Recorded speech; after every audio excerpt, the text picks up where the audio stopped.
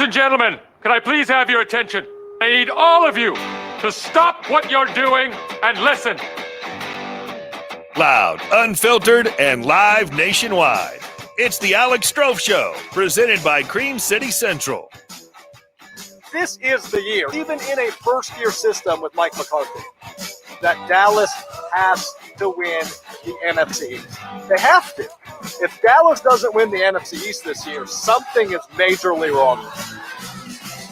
Want to chime in? Join the live chat on either Facebook or Twitter at Cream City Central. Your comment could be featured on today's show.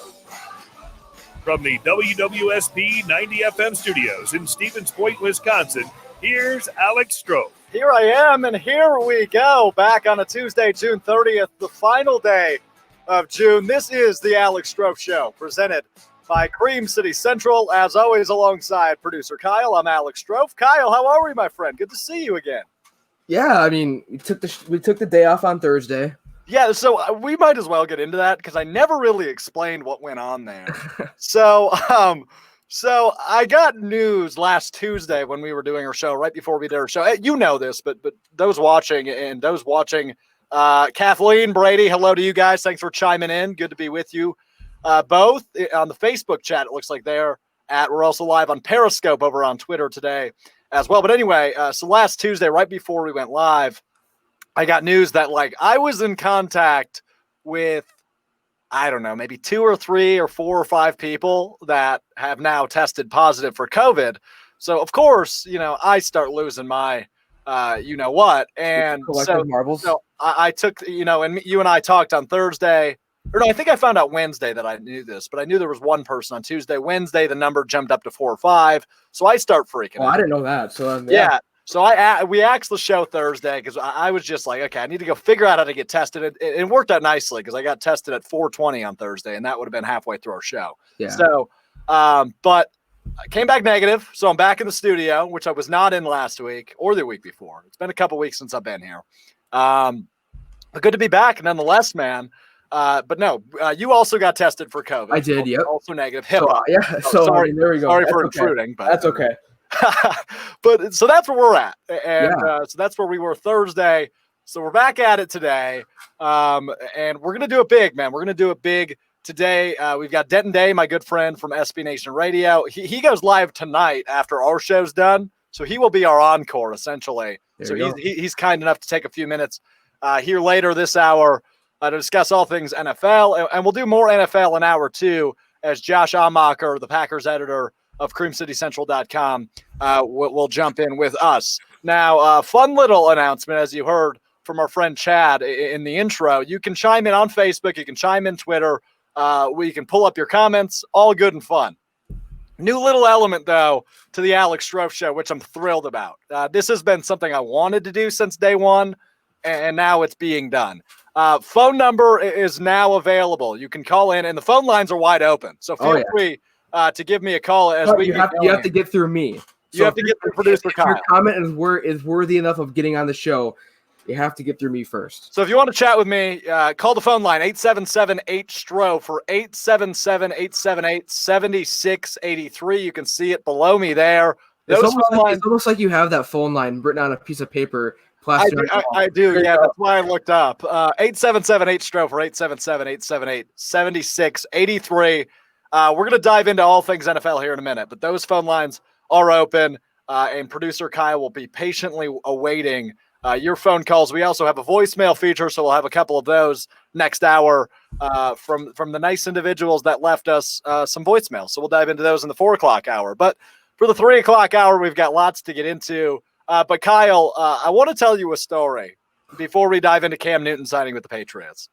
So Sunday, I decided it would be a good day to go to the beach, get drunk, and grill out, right? So a quality Sunday. Yeah. And but I went to the beach, Iverson Park to be exact, here in Stevens Point. And it's a nice little river, right? Now, I was informed last night that this is a musky river. I don't know what this means. I'm not a very big fisherman by any means. But all I know is I got stuck in a river's current, and it should have clicked for me that there was nobody else that direction. Not once, but twice for like a half an hour each. And I'm still sore. I tried, like, it was only 2 feet water. but I couldn't get through. Maybe 3 feet, 4 feet. I mean, at best, it was like 7 at some points. I mean, I could walk, but I couldn't move. And I'm very sure, and I'm not an athlete. Like, we all knew, at least for you and I, right, our age group, the first dominant athlete we probably remember outside of maybe Tiger Woods is Michael Phelps. And I have just shown that I have no similar DNA to Michael Phelps. Well, I mean, I don't think anybody does. I mean, Well, obviously nobody does technically, but I mean, we've never seen a swimmer as dominant as Michael Phelps ever. No, we have not. But nonetheless, yeah, I'm just not an athlete whatsoever, and I don't know if I'm ever going to go swimming again. So there's that. Let's get to what we should probably do the Twitter poll right off the top. Let's do that.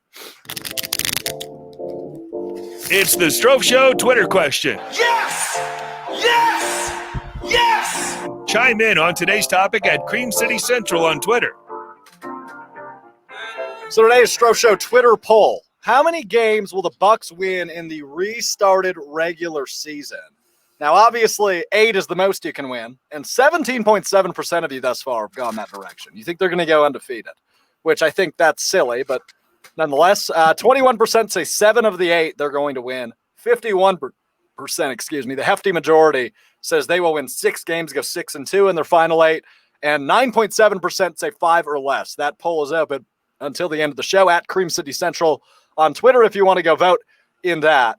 And if you want to chime in, we will read some of your comments. I'll do that right away. Alex Cook says, I say they go 5-3. They will play for the number 1 seed and then rest their starters for the postseason. No, they won't. That's exactly what I think. Absolutely not. What do you mean absolutely not? Why would they rest their starters for why the would they risk season? Why would they risk Giannis and Chris and Brooke? They've been sitting, Kyle. They've been sitting on their couches. Well, not necessarily their couches. I know they've been training and getting into shape, but they've been resting for 3 months. There's no doubt 4 months it will be at that point. Why would you risk your star players? Are you serious? I'm dead serious. Why would you football, Kyle? It's basketball. I mean, I know injuries still happen, don't get me wrong, but it's not like we're going to experience CTE by playing 6 extra games. The magic number is 2, right? They got to win a game. They need the Raptors to lose a game. They've got the 1 seed. Yeah. There's going to be no resting. They've already rested for the last 4 months. That'd be silly.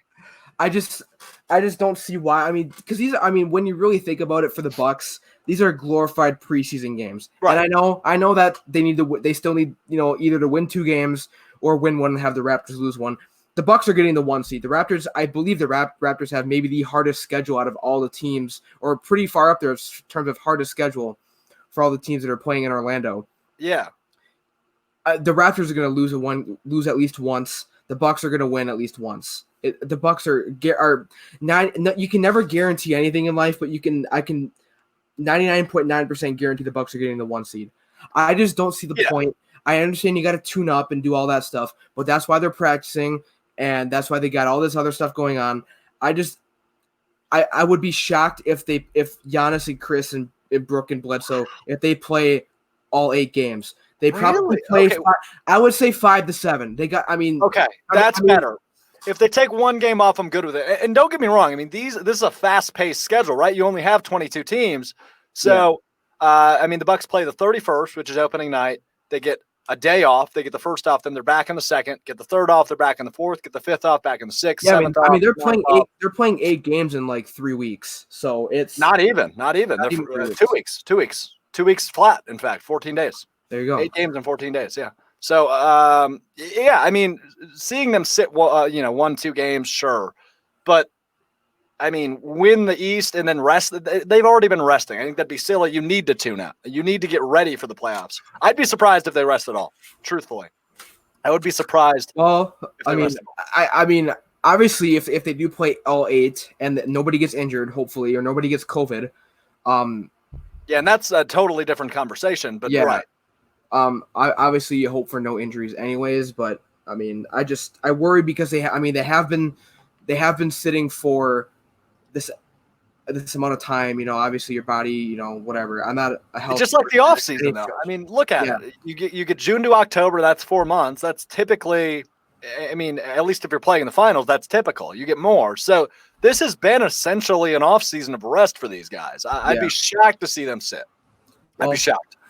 But nonetheless, we will see. That's a totally different conversation. But Twitter polls up. How many games do you think the Bucs will win? Your options are 8, 7, 6, or 5 or less. That poll is open for the next hour and a half. So go vote at Cream City Central on Twitter. We'll take a peek at those.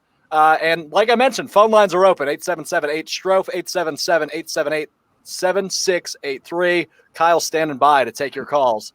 And let's get into it. Thanks, Kyle.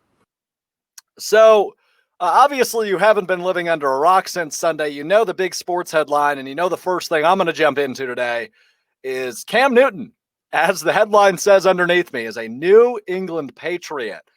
Now, the first takeaway for this for me, and I mentioned, on Sunday I was drinking, I was cooking, I was sitting outside enjoying the sun. I got a little burnt. When this notification from Adam Schefter came across, I didn't go, oh my goodness, what?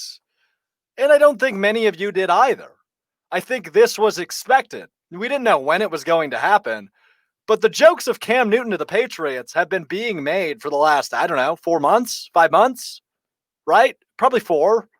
Ever since he requested a trade and the Panthers wanted him elsewhere, essentially, and Tom Brady signed with the Bucs. I mean, all we've been saying is Cam Newton's going to the Patriots because none of us were dumb enough to believe that Jarrett Stidham, a 4th-round pick and 1 year of experience where he didn't even play, is going to be the starting quarterback of the New England Patriots in this new era post-Brady. None of us should have believed that. I know some of us did. I was buying in now as we get closer and closer to July and what we assume will be training camp. I was buying in, maybe Jarrett Stidham will be the starter. But then Sunday hit, legalization hit, and we're back to earth. Cam Newton is a New England Patriot, and this isn't a question to me, who the starter will be week 1. It's not a question to me. It's not a debate. It's not up for discussion. Cam Newton is the starting quarterback of the New England Patriots. Flat out, straight up. No debate for me. And I don't think you can make a debate, right? I know Jarrett Stidham knows the system. I know he's been there. I know he's been expecting to be the starter since TB12 fled for Tampa Bay. I get that. But you don't just sign a former Rookie of the Year, a former league MVP, a guy that really beats you up almost every time you face them in New England. It's absolutely no doubt that Cam Newton is the starting quarterback of the New England Patriots come week 1. And it's nothing against Jarrett Stidham, right? They're both Auburn guys. I'm sure they'll get along great. This show has turned into a Jarrett Stidham slander sports show, and I love it, says Matt Freilich. Not quite Jarrett Stidham slander. I've never been all for that guy, right? And back in the draft, I did a long segment on my then weekly radio show about Jordan Love before he was a Packer. And my biggest fear in the NFL draft this year was Jordan Love was going to be a Patriot because he was there at 22. And obviously that didn't happen, but now they go sign a former league MVP who looks terrific, by the way. Even though the guy doesn't know how to use a keyboard, Cam Newton, he sure knows how to make a hype video. He posted about a 3-minute video to YouTube yesterday. It was a tribute to Carolina, which, number one, Carolina should have been doing that for him, not vice versa, but none of my business. And then he ended his little pump-up clip with this. I feel like so much on my mind right now. But I'm going to keep this shit brief. I'm at your neck. He's at your neck. Cam Newton isn't messing around. Cam Newton isn't messing around. And he's going to a Bill Belichick offense. I mean, it is. I get the slander toward Cam Newton. I've heard it all. 0-8 in his last 8 starts. Can't stay healthy. The guy didn't get a new shoulder. He's still going to get hurt. I've heard it all. But do you legitimately believe in your brain of brains that Jarrett Stidham deserves to be the starting quarterback of the New England Patriots over Cam Newton? If you do, I'd like to hear why. Give me a call, 877-878-7683. I don't see that happening. I mean, there's no way around it for me with Cam Newton. Like I mentioned, former Rookie of the Year, former league MVP, and that guy teared up the 2015 season, led the Panthers to the Super Bowl. Ultimately, they lost to the Peyton Manning-led Broncos. But this is a great signing, and especially team-friendly deal. I mean, what is it, like $7 million? And Richard Sherman went on a tangent about that. I won't do that, but he's underpaid, sure. But this is a prove-it deal, and we talk about prove-it deals a lot. That's what Phillip Rivers is on, obviously for a lot more cash than Newton, because, I mean, it's not definitive that Newton is the starter. I think it is. I think it's a no-brainer. It should be a no-brainer. I imagine it's a no-brainer for Bill Belichick. This shouldn't be a question, but it's not in stone. So he gets a $7 million deal. Kind of a one-year prove-it deal, right? There's incentives included in the contract package. So have you. But the difference between Rivers on a one-year deal and Newton on a one-year deal is Rivers is old. He's proven himself. He's never made a Super Bowl, but he plugs into a perfect system, as does Newton. But Newton's proven himself, but he can't prove that he can stay healthy. And I've openly been a critic of Cam Newton's health the last several years. Last year, before the season even started, I said he's not going to make it through. He won't be quarterback by week 6, I think I said. And I think he was out by what, week 1, week 2? It was pretty obvious that Cam Newton was not in good football shape last year.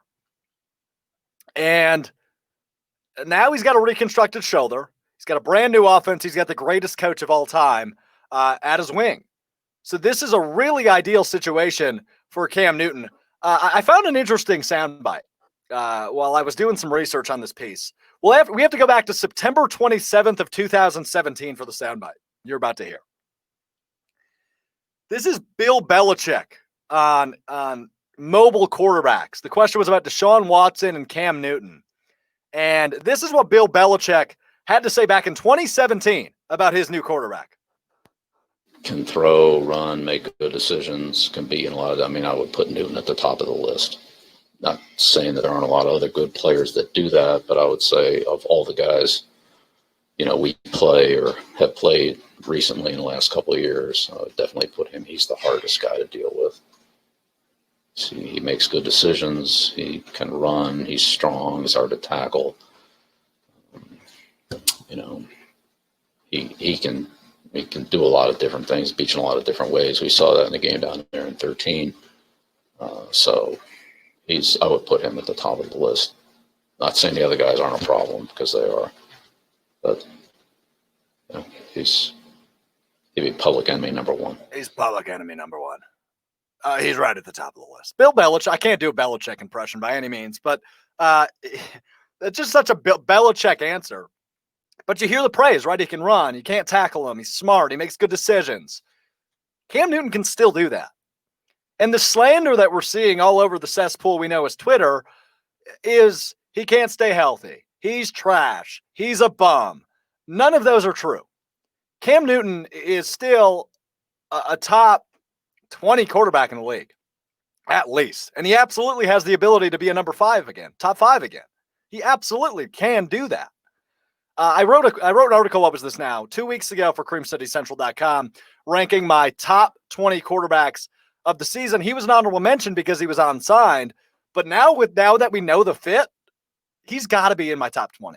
I mean, I'd have to really go reevaluate that, because this fit is almost too perfect. And I know the Patriots offense isn't out of this world. I know the pieces aren't crazy good. But you have Bill Belichick, you have Cam Newton, James White, and you've got pieces on that offense to still win the division. And I think that's the case we have to make here now. Jarrett Stidham versus Cam Newton, where do you rank the Patriots? With Stidham, I think they take second place in the division. With Newton, I think they handily win the division. And I know Buffalo is going to be really solid. I know they're a playoff team. Like I won't even dispute that. Buffalo's a playoff team in my eyes. But with Cam Newton at the helm now, I think New England wins that division yet again. And I don't think that's a crazy thought. I know it sounds like we're overhyping this. I don't think Cam Newton's going to go bananas. Tom Brady's only had to go crazy a couple times in his career. 2007, and they went 16-0. He didn't have to go crazy for the last 6 games.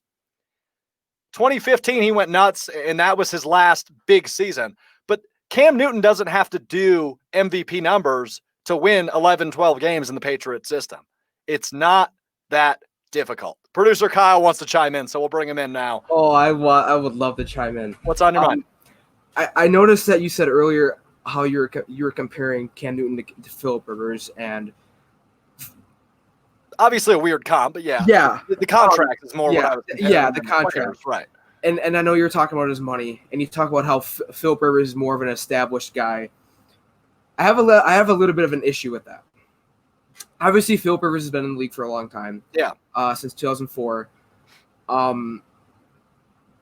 When?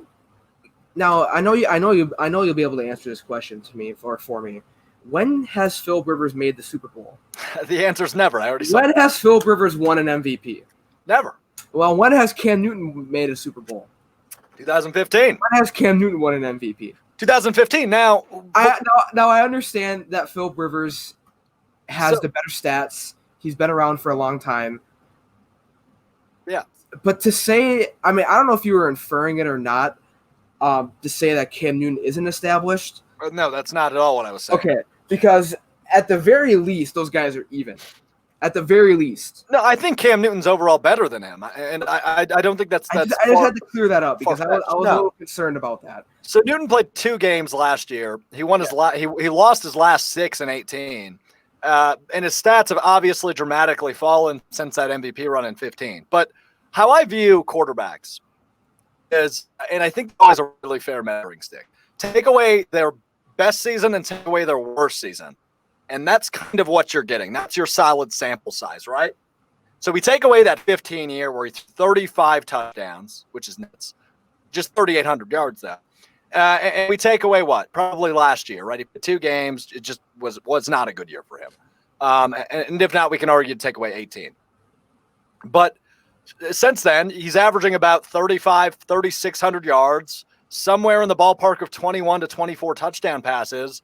And then you go to the rushing stats. I mean, we forget how good of a dual threat guy this guy was. I mean, he's not a Lamar Jackson by any means, but he's still speedy. He's strong. And as Belichick said in the aforementioned clip we just played, he's hard to take down. The only season that Cam Newton has played, so let me rephrase that. Cam Newton has played in more than 14 or more games every season of his career besides 2019. Every single year besides one, he had at least 500 yards rushing. And 18 was that one year, and he only played 14 games that year. He had 488 yards rushing. I don't think we're ever going to get rookie year Cam Newton back. I mean, he was the offense then, right? He went 6-10, but he still ran for 706 yards and 14 touchdowns on top of throwing for, what was it? I think it was like 20 touchdowns and 4,000 yards. 2011 Cam Newton was scary, but he was the whole offense. They didn't have Christian McCaffrey then. Obviously, that doesn't matter now, but it's just, I don't know if we'll see that in New England. They're not going to rely on him as heavily as Carolina did in 11. Because we're going to find out, and this is going to be my hot take of the day, we're going to find out once and for all that Tom Brady was, in fact, a system quarterback in New England. Because Cam Newton's not going to have a fantastic year, but he's going to have a good enough year to make the playoffs. To make the playoffs, and that people will realize maybe this whole time it wasn't Tom Brady. Like I've said for years, I never ever thought that Tom Brady was a success behind the New England Patriots dynasty. It's always been Bill Belichick, hands down. Which is why I don't think Tom Brady is the greatest of all time. But that's a debate for another day. Who's the greatest of all time? That's a debate for another day. I just want to know who your answer is. We don't have to debate it. I don't know. I mean, I know it's not Tom Brady. Is it Peyton Manning? Between, Aaron Manning, Rodgers, Montana, Marino. There's so many other guys who have had individual success that I just can't.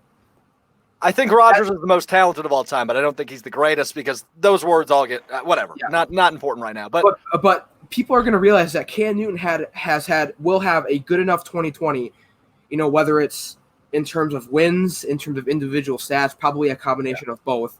That Bill Belichick, Josh McDaniels, their offensive system was the key behind Tom Brady, having a good run in New England. And like I put at the comment, and I know you didn't address it, Alex, but Matt Freilich said, comeback player of the year for Cam Newton. Hands down, he's my betting favorite for comeback. He has to be, right? Who are our other options? I guess I have to think about this now. Who got hurt last if he year? comes back? I don't know. I don't know if he Brown, would. Yeah. Who else was out a lot of last year? Not really anybody coming to I mind. have to think about it. But yeah, Cam Newton would be my betting favorite, hands down. Yeah, no doubt about it. He has to be. So.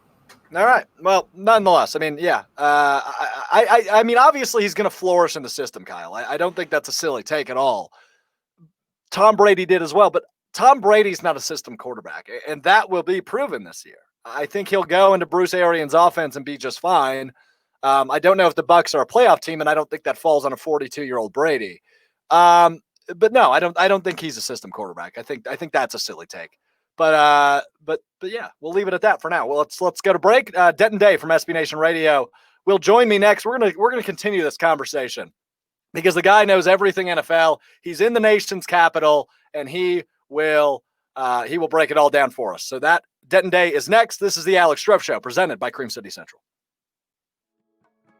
He is the top 5 right tackle in the league. There's no question. If you would have told me the Packers could have signed a top 5 right tackle in the league, I'd been like, yes, please do it. But clearly Brian Gutekunst had other ideas, and we've seen guys leave the Packers and then kind of fade away. Maybe 1 or 2 years later. Perfect example, Clay Matthews got released by the Rams. We'll talk about him a little bit later. Demarius Randall, Deshaun Kaiser. I mean, there's been a few guys who've kind of just faded away after they left the Packers, and that tells me that Brian Gutekunst does have a good gauge as to where his roster's at. Yeah. So the argument for leaving Bulaga alone, letting him go to the Chargers, is because, so let's say the Packers have $30 million to spend, and they did not spend it on Bulaga. They actually saved money sending Bulaga out to the Chargers, or not sending him, but letting him walk. And signing Christian Kirksey and Rick Wagner together, those two players, their contracts equals $24 million. So they save roughly about $6 million. And you know what? They even add, let's just throw Mercedes Lewis contract in there. It's $2.25 million. So you still got looking at about 3.5. So it's interesting to see kind of the way these numbers work. And Bulaga's contract alone would have covered all 3 of those players. So I think that's where Brian Gutekunst does the math. The Lambeau Lead, Cream City Central's official Packers podcast. Download wherever you get your podcasts. I'm going to read you a quote from one of Giannis's teammates, and then, using your wealth of superstar NBA experience, you are going to read between the lines and tell us if we can actually learn anything from what this teammate has said. So first up, This is from Pat Connaughton on March 31st, so just a few weeks ago. He says, obviously the city of Milwaukee, the team, everyone wants Giannis to be here forever. But Giannis has put himself in a position to provide for his family from growing up with nothing in Greece. I don't think you can fault Giannis for whatever decision he ends up making, that he believes is the best decision for him, his family, the people who are closest to him. Yo, Pat's a smart dude. Pat's trying to get on teams with Giannis in the future, wherever Giannis ends up. Pat is not trying to ruffle feathers. Pat is giving a massage right there. That's my gut. And can you blame him? Not at all. Not at all. Yeah, he's a 6'5" white dude who relies on his athleticism. Yeah, I mean, how much of a career does he have left? There's a ceiling. There's a ceiling. Yeah, man. Of course. All right, Pat's playing the long game. Small Ball, Milwaukee Bucks Micro Podcast, presented by Cream City Central. Download wherever you get your podcasts. Back here on the Alex Strouf Show, presented by Cream City Central, and we go to the phone lines now. As one of my best friends in the business, one of the GOATs in the business, the GOAT of DC, maybe. That's up for debate. He is the host of, in my opinion, with Denton Day on SB Nation Radio. He's got a show in a couple hours, and he's nice enough to take the time to come talk sports with me. It is Mr. Denton Day. Denton, how are you, my friend? What's going on, Alex? How you doing, man? All good on this end. So we led the show off with this, but I want to ask you about this. I got my first COVID test on last Thursday. That's horrible. Have you had to go through that yet? No, I've gotten one flu test ever in my life. I was in college, and I thought I was a little under the weather. I went to this very nice nurse, and she asked me, she's like, have you ever had a flu test? And I said, of course I have. And then she administered a flu test, and I quickly realized I have never done this before. It sucked, and I'm very afraid of getting an actual COVID test because of that experience. So I have not gotten one yet. Let me make it sound as pretty as it is. So they stuck it into my left nostril, right? Because I was in my car, and it felt like she was going to pop my eyeball with the Q-tip thing. So maybe I'm just a big baby, but that's how my experience went. But I was negative, so that's a positive. But nonetheless, it was no fun. Yeah, that doesn't sound appealing at all. It sounds brutally terrible. Yeah, it was. But anyway, let's go into sports. No more COVID talk. So Cam Newton, Patriot. We talked about it a little bit there in the break, but let's do it live. Obviously, so I this is how I started my segment with it. We kind of all expected it, but when it happened, it was still really exciting. I think the timing of it was kind of more the interesting thing. Yeah. The way I saw it, because you're right, we did kind of expect it to fit, at least somewhat made sense. We didn't know how much, and we've heard a lot of things about how the Patriots really like Stidham, but we don't really know how much they actually do. Like he played really well in like a preseason game, so now all of a sudden he's the heir to Tom Brady. Like that was always a little skeptical, but the timing of it was really interesting because we had thought in like April and May maybe that it made a whole lot of sense, like they're going to sign Cam Newton, and then for whatever reason they didn't. And then they just randomly did on a Sunday at the end of June. And I don't think it's a coincidence that they had the punishment for the video allegations. Yeah. Video taping of Cincinnati. I don't think that that's a coincidence that those two things happened the same day. But I would say the timing of it was a little strange and off-putting. But hey, I mean, Bill Belichick has a resume to prove that his decisions are what's right. But the timing was definitely something that I found interesting. Denton Day is my guest, and Denton, you bring that up, and that is like the ultimate public relations move ever. I mean, they signed Cam Newton, and nobody realized they got fined $1.1 million and also lost a third-round draft pick. I mean, that is just unbelievable how they just kind of threw that to the side like it was nothing. It was planned. I mean, it had to be. I think what might be even better, I mean, I can only speak for myself. I forgot that investigation was even happening. Yeah, me too. Such an impact off season with so many different stories. Like I completely forgot that they once videotaped Cincinnati. I still think it's hilarious because Cincinnati was terrible last year. But that in itself was also surprising. Like, oh yeah, that's right. They were getting investigated for doing something that they did like a decade ago and won a Super Bowl because of it. I love it. Denton Day is my guest here on the Alex Strouf Show. Denton, you mentioned Jarrett Stidham. I said I'm not sold on him. This got changed, the Stidham slander show, apparently. There's no way he's the starter week one, right? Or is there actually a possibility in your mind? I mean, if Cam Newton gets hurt, he's probably a starter in week one, but I feel like that would be the only option. If Cam Newton is healthy and on that roster, there's no way in hell Jarrett Stidham should be the starter. This offseason has been really, really weird because we went from the beginning of the offseason when we looked at Jarrett Stidham, you're like, all right, this is the guy for New England in the future. He's maybe not the best right now, but he's the best they got. There's some forward with unless they draft a quarterback. They, of course, didn't draft a quarterback. It was like, all right, it's the Stidham show, and they're in a rebuild. And somewhere along the lines, he like became this divine gift of God to the Patriots, and everybody loves Jarrett Stidham. Like he is the guy that is going to be the next Tom Brady. I don't know if I get like lost in translation. I don't know when he just became this divine gift. I don't know why he all of a sudden was the next Tom Brady. So I don't know why everybody loves him as much as they do. I understand that they saw him in practice and he looked really, really good in practice. But I've seen a lot of players. You've seen a lot of players. There's been a lot of players that look really good in practice and look good in the game. So Cam Newton should be the starter unless he gets hurt, and that's the only way I'm looking at this situation. Hey, man, in practice, I was a hell of a JV basketball player. Let me tell you, and that really translated to my 0.6 points per game.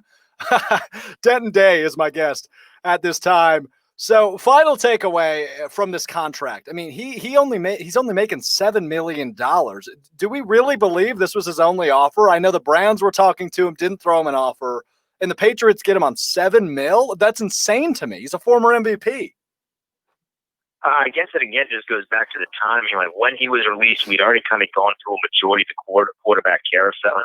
You look at the money across the league, there are a lot of teams that have a lot of open money, and the teams that do have a lot of open money have some form of a plan at quarterback for the next 2 to 3 years. So it's like, do we really want to put a lot of money in the pocket of Cam Newton and possibly have him come up here and then kind of mess what we had going on up? But when you look at New England, if you can get him on a cheap deal, you're not 100% in the corner of Jarrett Stidham at least yet, and that's clear by them signing Cam Newton.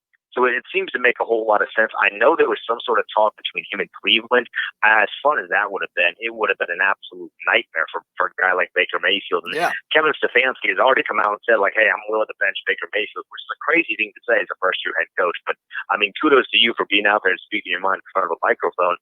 I look at across the league, and because there are so many teams that seem to have some sort of plan at quarterback, it did make the Cam Newton thing hard. Just fit-wise in so many different spots. Although I did think a team like Denver would have been smart if they would have jumped on the opportunity while they had him. They're just all in on Drew Lock. Denver is an interesting option, but I'm high on Drew Lock. I don't know how you feel about him, but I'm high on Drew Lock. I guess we could just switch gears. We're just going to free flow here. Drew Lock, Denver. I don't know. I think they could be a sleeper now that we have a 7-team playoff there in the AFC West.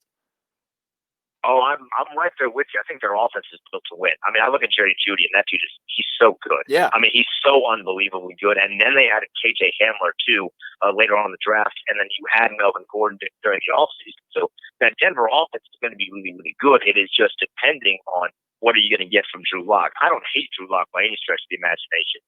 I don't know if I'm over the top sold on the guy yet, but if there was a scenario where he would have not looked as great in the first 4 to 5 games, I would have thought if Cam Newton was still around, he would be the obvious option. Just plug him right in, and then your offense takes a massive leap forward because we know defensively they're still great. And as long as you have Von Miller on your team, defensively you're still going to be A-okay because Von Miller is fantastic. So I like Denver. I think they're going to be a sneaky team to watch, especially in that division. I don't think they're anywhere near as good as Kansas City because I think you look at Kansas City and Baltimore, they are head over heels better than everybody else in the AFC, and you can make a real argument they're head over heels better than everybody else in the NFL. Yeah. But I do think that Denver could have a sneaky good year this year.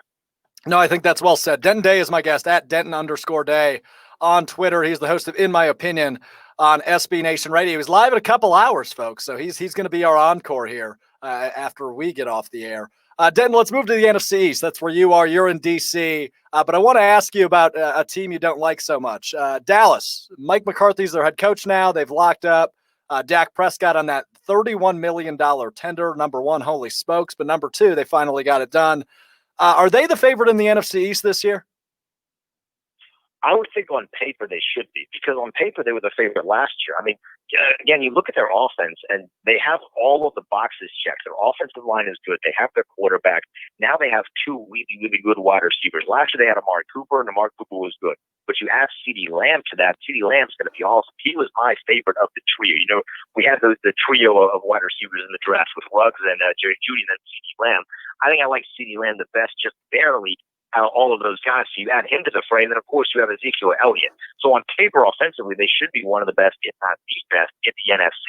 But for whatever reason, defensively, they just couldn't put it all together last year. And even offensively, they were putting up big-time numbers, but a lot of it came in garbage time. So I would hope that you look at McCarthy offensively, you think, all right, this is a guy that has experience. Obviously, you guys know from his days in Green Bay, he's been to a Super Bowl. He should know how to make this work.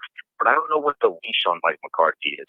And I do think that's going to play a factor. And I do think Dak Prescott's contract is going to play a factor. But unless something drastically changes here, I don't expect him to sign the long-term deal.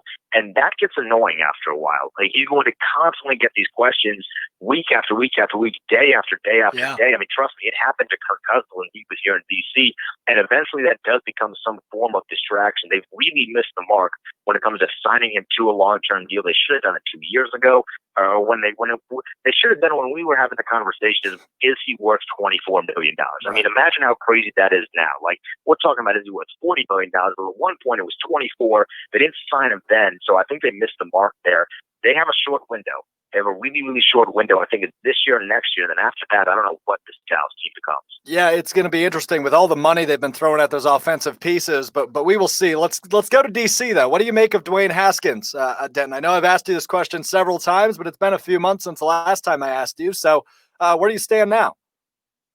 You can ask me this question as many times as you want. I'll give you the exact same answer. I am all aboard the Dwayne Haskins train. I love the kid. I think he's become a real good off-the-field leader this season, or this offseason specifically, with a lot of the stuff going on in D.C., and I do think that correlates to how you play on the field. I think when you're a much more confident person off the field, you play better on the field. So I'm looking forward to him taking a big step forward. It's going to be nice to have a coaching staff that actually likes him. Imagine how great that must be. So I'm a big Dwayne Haskins fan. I'm expecting him to do some really, really big things. And a lot of people have been hating on my boy this offseason. I'm expecting them to prove some people wrong. And you're going to be behind him, flaunting that mouth of yours all the way to the bank, man. Once he goes off, if he does, of course, right? That's what I'm good at. It's my best quality. So this Haskins versus Jones battle, you're higher on Haskins, I assume, right? Oh, you're laughing already. Oh, good God. Oh yeah. Nah. You can take your little Danny Dimes. You can have him. I'm riding with my guy Dwayne Haskins, and I'm sleeping like a baby at night making that decision. No questions asked. I can take my Danny Dimes. Denton Day, my guest, at Denton_Day on Twitter. A couple more for you, Denton. Let's move to the AFC North, and I'm going to get into this in a few minutes, but I don't know if you saw this, but I went on a huge tangent yesterday as Pro Football Focus did a best wide receiver in the NFC North hit. Talked about Kenny Galladay, talked about Adam Thielen. They talked about Marvin Jones with no mention of Davante Adams. I'll do this in about 10 minutes, but I just wanted to get that out of my system. NFC North, who do you think wins it? I view them as one of the more competitive divisions this year in the NFC. Yeah, I'm right there with you, because I think you look at a team like Green Bay, and as long as you have Aaron Rodgers, you're going to have some form of chance. Yep. I still like Minnesota a little bit, but at the same time, I do think losing Stephon Diggs is going to be huge. I know he didn't get along with everybody there last year, but he's still a great football player, and I don't know if they got the return that they were looking for, at least in terms of media production with him. I love Justin Jefferson. I think he's going to be awesome down the road, but I don't know if you can expect him to step in and fill Stephon Diggs' shoes right away. And they're going to have to figure their offense out, because it seems like every year they've had Kirk Cousins, they have waited until like week 5 to really put their offense together. And I don't think you can do that this year. I'm with you when it comes to the best wide receiver in that division. I think it's Davante Adams by a pretty significant margin. Yep. I mean, I like the guys in Detroit. I like Adam Thielen, but I don't think it's really close. I mean, you look at Davante Adams, and you can see in just some of the games this season, it was the game against Philadelphia, I believe. Correct me if I'm wrong there, where he got hurt midway through, and that Packers offense took an immediate hit because of it. I mean, Davante Adams he's flirting with top 5 guy in the league right now. So to have him not be the top receiver in that division doesn't make a ton of sense to me. I know Pro Football Focus has their unique way of looking at it, but I love Davante Adams. I still think Green Bay is the team to beat because of Aaron Rodgers, but I do think between them, Minnesota, and I mean, I don't know how much I trust the other two teams, quite frankly. I don't trust Nick Foles in the regular season. I know he's great in the postseason. Well, you're not even gonna acknowledge Mitch Trubisky. You think Nick Foles is the day one starter? I think he should be. I don't know why we're still doing this Trubisky stuff here. I think that they really missed the mark on him. He wasn't able to hit his stride. And then I think Detroit might have a potential to be better than they were last year, but I don't know if I see them competing for the top spot. So I think, again, it's going to be between Minnesota and Green Bay for the 4th year in a row now. I mean, I guess Chicago had that one good year, but I think I'm still leading Green Bay at that one. I like your answer, and you're playing to your audience. Well done. It's almost like you're a radio guy. Last division question for you. I'm going to skip the West today. Let's look at this NFC South and try to make some sense of it for me, because it is looking like a ton of fun, right? We had some shuffles in quarterbacks, obviously Bridgewater now in Carolina, Brady obviously in Tampa. Who's your favorite? Is it still New Orleans? Well, it's funny because you look at the quarterbacks just alone, and Teddy Bridgewater is the worst quarterback, but if Teddy Bridgewater is the worst quarterback in your division, good division. It's a pretty good division. Yeah, I mean, you got a pretty nice quartet there. I still think New Orleans is built the best when it comes to all facets, but I like Tampa Bay's defense. I think I like their defense a little bit more than I like New Orleans' defense, but I still trust Drew Brees, and I think it's going to be really interesting. I know we've talked about this before, but transitioning from Tom Brady in New England to Tom Brady in Tampa and not being able to work out with his guys as much as he wants to. I know he is working out with his guys despite the NFLPA's cries for him to stop, but not getting that face-to-face time with Bruce Arians and with everyone else on the team, I do think is going to hinder their production and productivity at least a little bit to start. So because of that, I still like New Orleans. but the Falcons are going to be a fun team too. They got 10 first-round picks on offense. I mean, that's going to be a really, really fun team to watch. They just have to get their head out the reins because it seems like for really the past decade, I mean, you can kind of take the Super Bowl year aside, although that collapse in itself did wonders to that team. They seem like they're always so good on paper. They can never just put it together just the right way. So I'm looking forward to see what they can do because I want to see Julio Jones play in the postseason, right? He's one of the best wide receivers. He's fun to watch. He dominates games. I want to see him in the postseason. The Atlanta rest of the team just kind of has to pick up their weight a little bit. You always bring the fire. I've got one more for you. Denton Day, my guest. We've been asking pretty much all of our NFL guests this question the last few weeks, so I'm going to throw it at you. Your way too early prediction for NFL MVP in 2020 is? Oh, that's a tough one. I think it's exceptionally difficult to go back-to-back, so I don't think Lamar Jackson's going to win that. I still think there's some things that Lamar Jackson can get better at in terms of throwing the football, and I would really like to see him run a lot less this year just for his health because that dude doesn't slide. And as a guy that was a huge fan of Robert Griffin in his tenure in D.C., you eventually have to learn how to slide or terrible things are going to happen. So I don't think Lamar Jackson is going to win because I do think he'll focus on being a little bit more of a passer, and I think the numbers will go down a little bit. I still like Patrick Mahomes. I've always been really curious, how would last year's MVP race have played out if Mahomes didn't get hurt multiple times? Because he had that knee dislocation and made him miss a few games. He had some ankle issues that kind of hindered his production a little bit. So I think Patrick Mahomes is still the favorite. I know that's a boring answer. I just can't come out of left field with somebody, right? Like, I'm not going to be like, I think Dwayne Haskins is going to be MVP. Like, it's asinine. It's not true. Like, Dak Prescott's going to, that's not how it's going to be. Hey, man, I think top quarterbacks. Are you a Dak Prescott for MVP guy? Oh, no. I'm not that deep into it, but I don't think it's insane. I mean, I can try to make my case if you'd like, but, I mean, you look at his stats last year, right? Second in passing yards. Now he's on a contract year. You mentioned the CeeDee Lamb edition. That's huge. And I think McCarthy is a quarterback whisperer. So I think it's possible. I'm not going to pick him. I'm riding with Russell Wilson at this point. But I don't think Dak Prescott is a crazy choice. It's a lot less crazy than somebody like Dwayne Haskins in my mind. I think I like the Russell Wilson pick because remember, he was like right on the doorstep last year. They just need one more wide receiver. Now, if only there was at least one or two wide receivers that were really good and looking for a team out there that Seattle could possibly sign. But they need one more piece. And I think when you put one more piece on that Seattle team with Russ and with Tyler Lockett, I thought Tyler Lockett played really well last year, but I don't know if I see him as a true number one guy.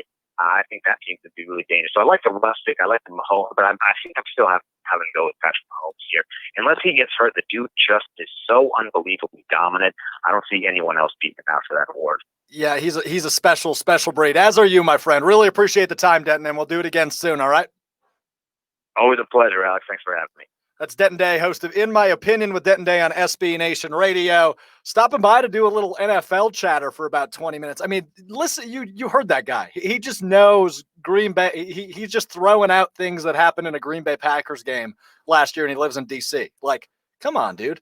Unreal. So he always brings the fire. Always a pleasure to talk with Denton. We're going to take a timeout on the other side. We're going to dive into this Pro Football Focus clip that went viral on Twitter yesterday because I'm sick of it. And I'm getting into it next. This is the Alex Strouf Show presented by Cream City Central. I would like to hear other players' views on this just because obviously we've really only heard Blake Snell's, strong opinion on this, which I respect him because... You haven't heard the Trevor Bauer. Oh, maybe what has Trevor Bauer said? So him and his agent, Rachel Luba, they've been putting out all these videos with the postponement and kind of how it is from an agency perspective and a player perspective. They've been really just kind of putting everything out there that everybody's afraid to say. And I've been watching a ton of the videos with it. And they put out a whole hour video about the suspected proposal and what the rumors are.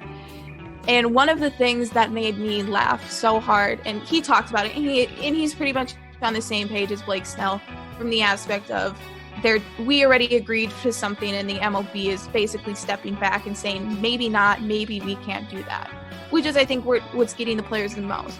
However, shouldn't they expect that? I guess but everybody's life is different right now, so why shouldn't theirs be different? But the thing that has bothered them the most, so the MLB already said, okay, deal that they had put in place at the beginning of the postponement of the season. They said, okay, we will take prorated salary, so already diminishing a chunk of our guaranteed salary depending on how many games we play. And then they agreed on the service time and everything. And now the MLB has essentially said, maybe not, maybe you won't even get that much. And that's the thing that's frustrating, is because they already agreed and that's something that I never thought they would agree with in the beginning, because it's a money game. Everybody wants the most amount of money they can. And so that's where the players are like, well, what the hell are you doing now? Now you're saying I may not even get half of my salary. Bernie's Bums, the official Brewers podcast of CreamCityCentral.com. Download wherever you get your podcasts today.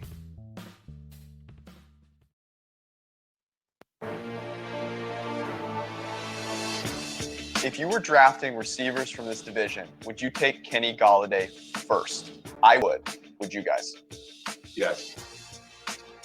Man, I really like their other guy, Marvin Jones. It might be because he's lit up the Vikings so much. Maybe I'm that team that sees someone perform good against my team and then I trade for them or sign them in free agency. But Marvin Jones, contested catch situations down the sideline, does it like nobody else. And I would also say, I mean, Adam Thielen is a complete route runner. Yes. He can do absolutely anything. He can line up anywhere. He can beat you off the line of scrimmage. He can go deep. He's got the great ball tracking deep. He can go underneath and make plays after the catch. I probably would still put Thielen at the top because he is that complete receiver. Although, what about Davante Adams? Yeah, Adams right up there too. I mean, it's a good receiver division. He's right up there too. Yeah, he's just up there. Davante Adams is just up there in the conversation. So that's from Pro Football Focus's forecast. That's a lot of Fs. And I want to start with this before I really go scorched earth here. Look, this isn't fandom. This isn't bias from my corner. And B, I have all respect for guys in this business, right? Pro Football Focus, a lot of their work is really, really solid. This piece was put out there to get a reaction. And that's what they're going to get from me. Because I love, at the very end of that piece, that 55-second clip I just played for you, what about Davante Adams? Yeah, he's there. Yeah, he's up there. As we're talking about Marvin Jones as the best receiver in the NFC North. He's not even the best receiver on his team, let alone maybe even top 5 in the division. Marvin Jones. And we just spent 30 seconds talking about Marvin Jones being the best receiver in the NFC North. Kenny Golladay, terrific receiver.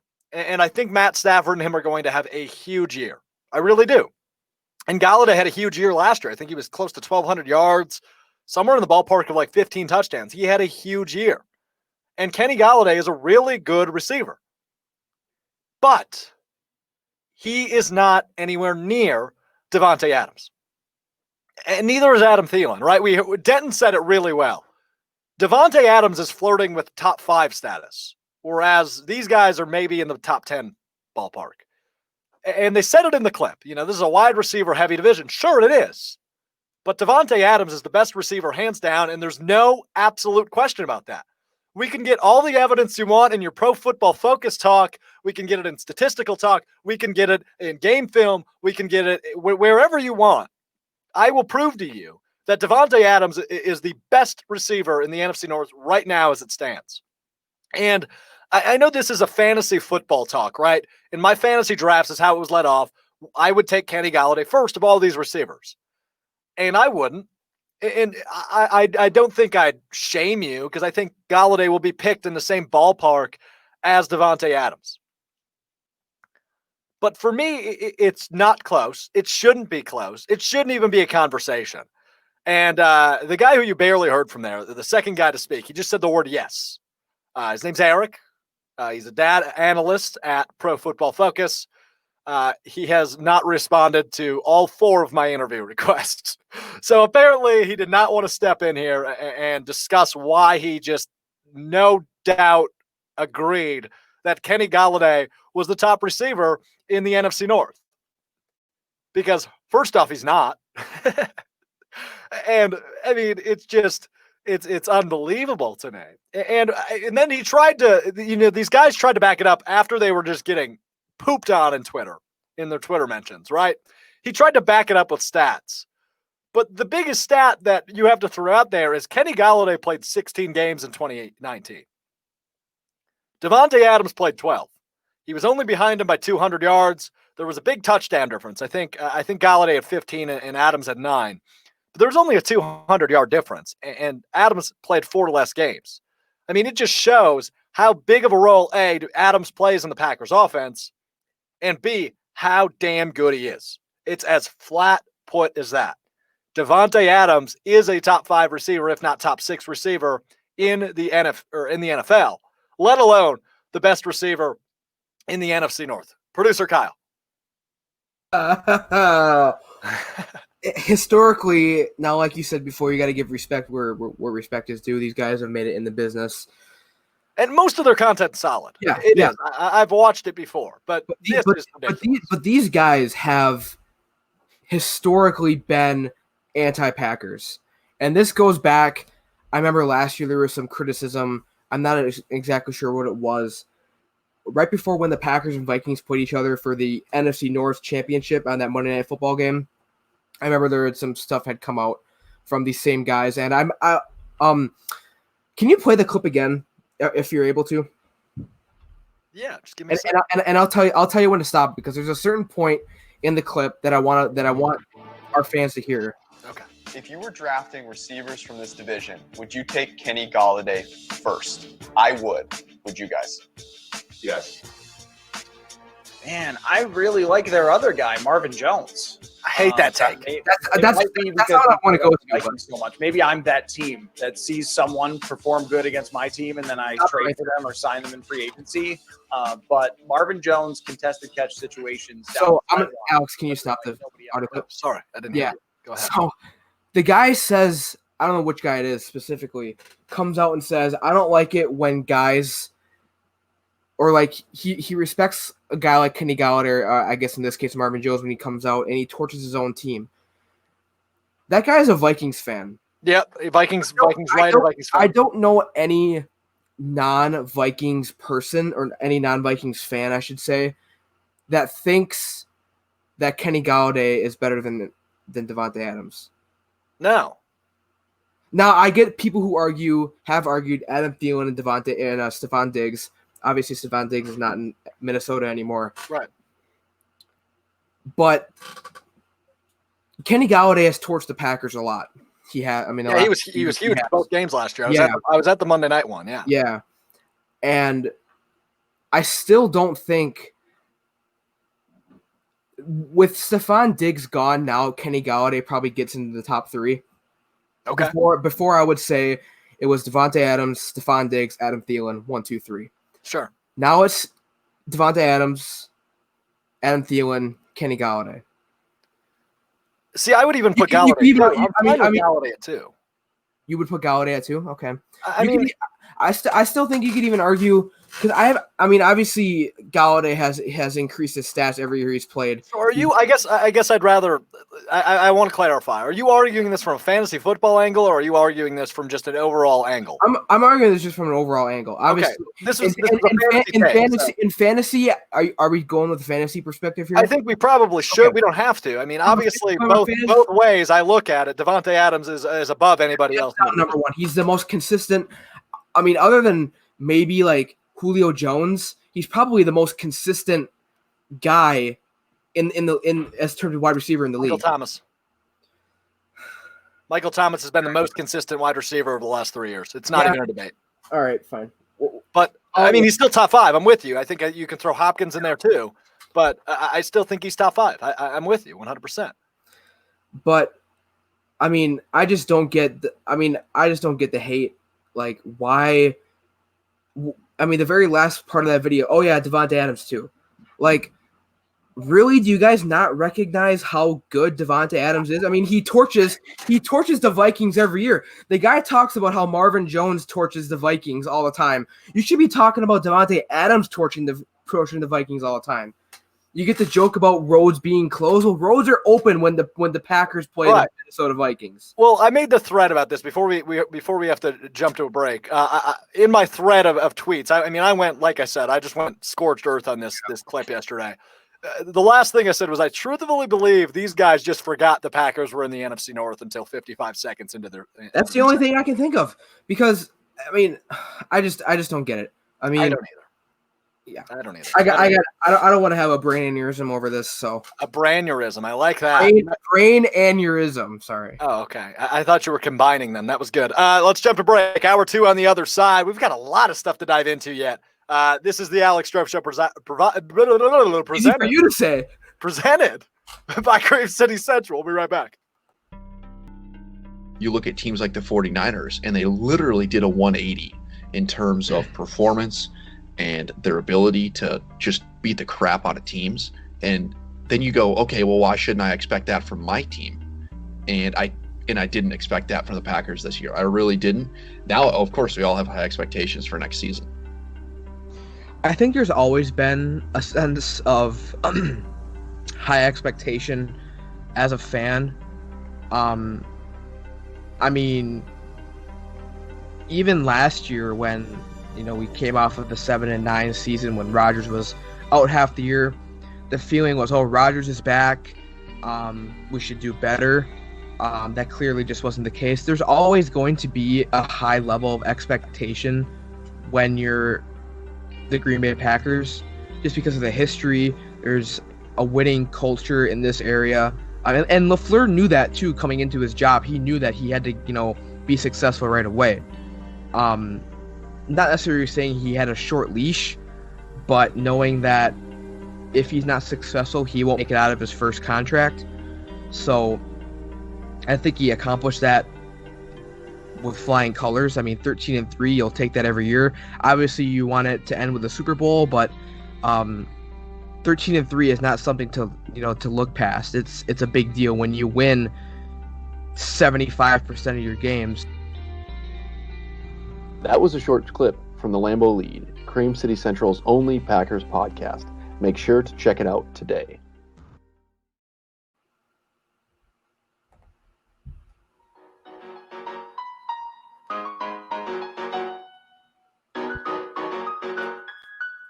Loud, unfiltered, and live nationwide. It's the Alex Strouf Show, presented by Cream City Central. This is where things get a little tricky. I think the team that voted no today is going to be a playoff team. From the WWSP 90 FM studios in Stevens Point, Wisconsin, here's Alex Strouf. This is the Alex Strouf Show on a Tuesday, the final day of June. Thanks so much for rocking it with us. I'm Alex Strouf, as always, alongside producer Kyle, my wonderful friend. How are you? Happy 4 o'clock. Let's dive into some news, shall we? This is my time to shine. All yes, right. It is. I usually like to start. I say this and I never do. I usually like to start with kind of the kind of news and work my way down. I'm gonna do that. I'm gonna actually do that this time today. Oh, good. I'm proud of you. This actually just came in, a quote from Bleacher Report, an article that I was reading as you were talking to Denton Day earlier in the show. Okay. Brewers outfielder Ryan Braun isn't sure season will happen, cites growing number of cases among athletes. Now I'm going to bring this article up here. It's a really great article. As I said, Rob Goldberg was the guy who wrote this. This is Bleacher Report. This is a quote that he had, Braun had from the LA Times. There is still a part of me that isn't quite sure we will actually play games. I'm optimistic that we will play games, but obviously if we look at what's happening in the country, the COVID numbers are not good. There's a significant number of athletes who have tested positive, which is indicative of the overall numbers in our country right now. Yeah, it is. Obviously, it's no doubt. It is not a secret that America is just at an unbelievable high rate of COVID cases. I think we'll talk about this a little bit later as well. But look, I don't think it's impossible to think the season won't happen. I don't think that's a crazy thought by Ryan Braun in any means of the imagination, right? I think we're going to see a big outbreak between a team or several very early, and that's going to put everything at doubt. But they report when? Tomorrow, I think, right? July 1st, players report to camp. So So I mean, there's still 3 weeks for this thing to. I mean, 3 weeks until we see potentially would see MLB baseball. So we will see. I don't think it's a crazy thought though, by any means. And sticking with MLB, I guess minor league baseball, minor league players have been given the green light to play in independent baseball in 2020. Now, obviously, as a result of this, I mean, it's been rumored for weeks. Right. It's a result that minor league baseball isn't going to happen. So for our Wisconsin, people, the Wisconsin Timber Rattlers, Beloit Snappers, teams like them, there's not going to be minor league baseball, single A, double A, triple A, all that good stuff. I do want to point out, though, that, I mean, they're allowing independent leagues, and the one that's most notable that I could think of down in Milwaukee, some of you who are listening might know, the Milwaukee Milkmen are an independent baseball team who play in the I believe it's called the American Association. Yeah. And they still plan on playing a 60-game season. It's all like an upper Midwest league. I believe there's a team in Chicago and teams in North Dakota and stuff like that. So very interesting there. I mean, yeah, you got to do what you got to do to stay in shape. And obviously, I mean, this is hundreds and hundreds, if not thousands of players looking for somewhere to play. So there's going to be an oversaturation of very talented baseball players looking for somewhere to take their talents here this summer. But the Milwaukee Milkmen, that's an interesting call on your end. I didn't even think of them. They just relaunched last year, right? 2 years ago, something like that. It's recent. Very recently, yeah. Cool. What else? Some more COVID news. Unfortunately, that's kind of been the way of the landscape here the last couple months. So DeAndre Jordan and Spencer Dinwiddie of the Brooklyn Nets test positive for COVID. Yeah. They will sit out the remainder of the season. And as a result of that, I want to bring up a point because not only have these two guys tested positive, they will be out. You look at guys like Wilson Chandler, who have declared that they're not going to even go to Brooklyn. You look at guys like Kyrie and KD, who were never going to play, but have come out and said that if they were healthy, they were not going to play in Orlando in the bubble. So I want to bring up a point, and I know we talked about it before the show, Alex.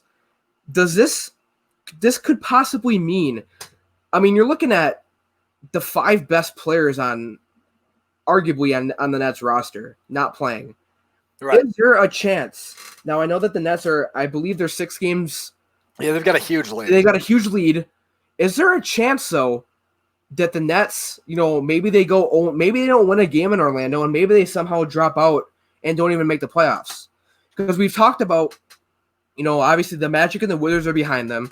The Wizards have kind of been forgotten about, but there's a chance now. I mean, with arguably your 5 best players gone, not going to be showing up, that the Nets could drop out of the playoffs. I don't think so. I still think, right, because they've got to be within 4 to have a play-in game.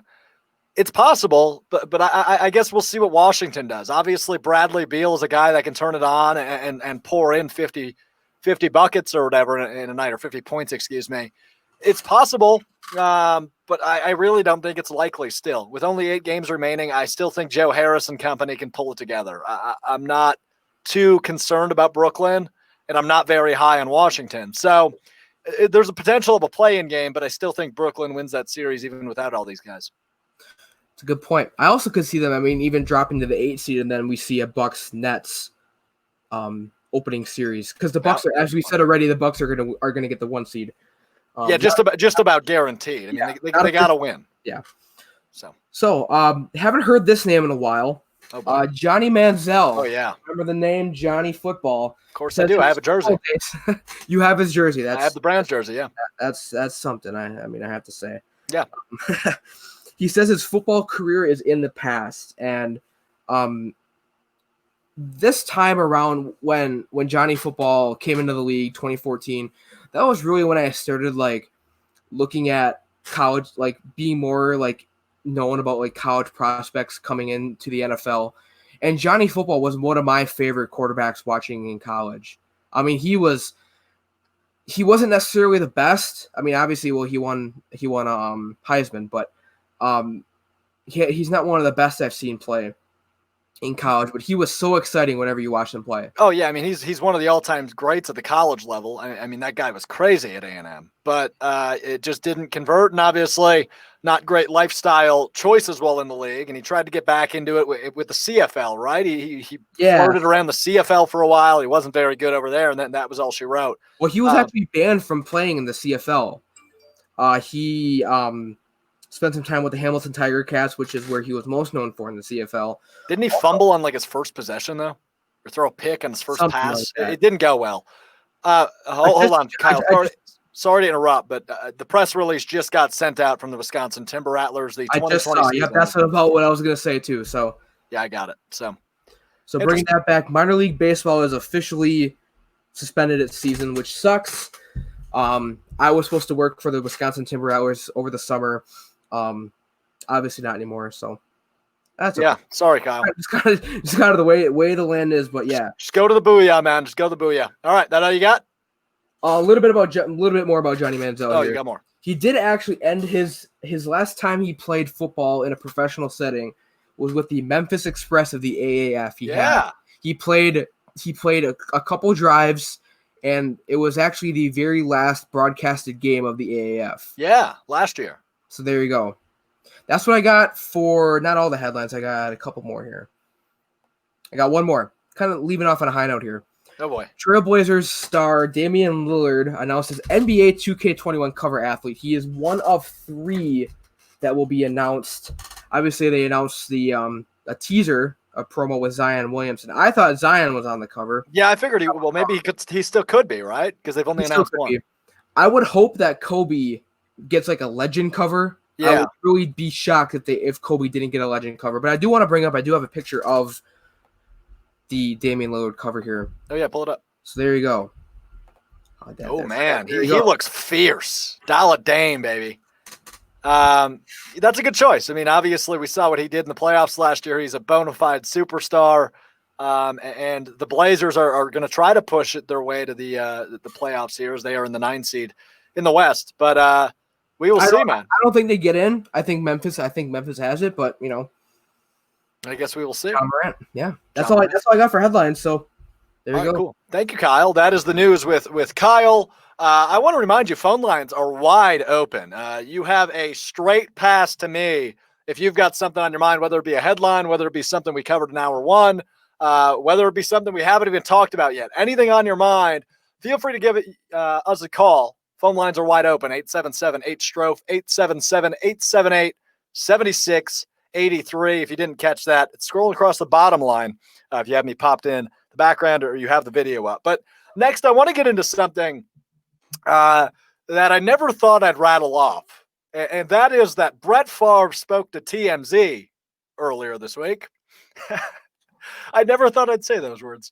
Brett Favre talked to TMZ this week, and it started off good, right? He was asked about Jordan Love, the relationship with Aaron Rodgers, and this is what he had to say with what he thinks Jordan Love should do when he gets to Green Bay. If I were in Jordan Love's position, I would want to play. I would want to play right away.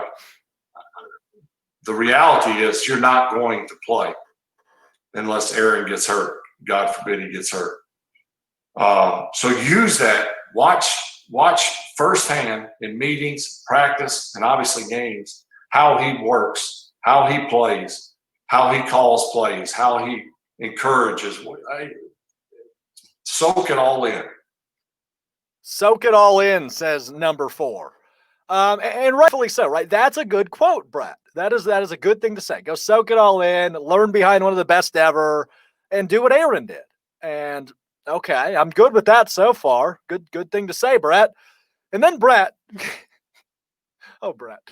continued to ramble on, and this is what I can't even speak. This is what Brett Favre followed up with TMZ after saying all that. If it were me, or in this case Aaron, and you feel like they're taking the ball out of your hands, to just please that draft pick, in this case Jordan. Yes, I think that it would rub you the wrong way, but I think there's ways to incorporate, much like Taysom Hill with the Saints, use him as a half halfback pass. Oh boy. But occasionally let him run it just to show that you'll do that. Something like that. But I don't know if you take him out, take Aaron out on goal line and put Jordan in and run an option. What did you say? What did you say? What did you say? What did you say? What did you say, Brett Favre? What did you say, Brett Favre? That they should use Jordan Love like Taysom Hill. They should use Jordan Love to run, elude the defense a little bit. Okay, fine. Sure. Oh, yeah, no. Nope, not falling for that. I mean, let's look at it this way. Taysom Hill is 6'2", 220 pounds. Hey, he's more of a stocky, not super short for a quarterback by any means, but he's more stocky and quick and elusive than Jordan Love. Whereas Jordan Love, also 220 pounds, but he's got 3 inches almost on him. He's almost 6'5". He's more of a pocket presence, real straight-up quarterback. Whereas Taysom Hill is playing special teams, tight end, running back, halfback, quarterback, wide receiver, what else? Punt returner. I mean, seriously, he's played every damn position on the field. But Brett Favre just can't stay out of the headlines for the wrong reason, man.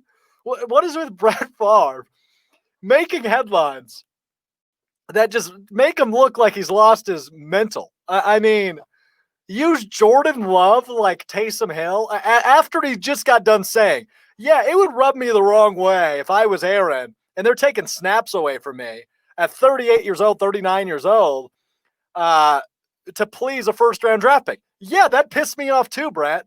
But then he follows that up with, well, maybe they could go ahead and be a little innovative, use them like Taysom Hill. Huh? There's a pretty good idea from Coach Brett. No.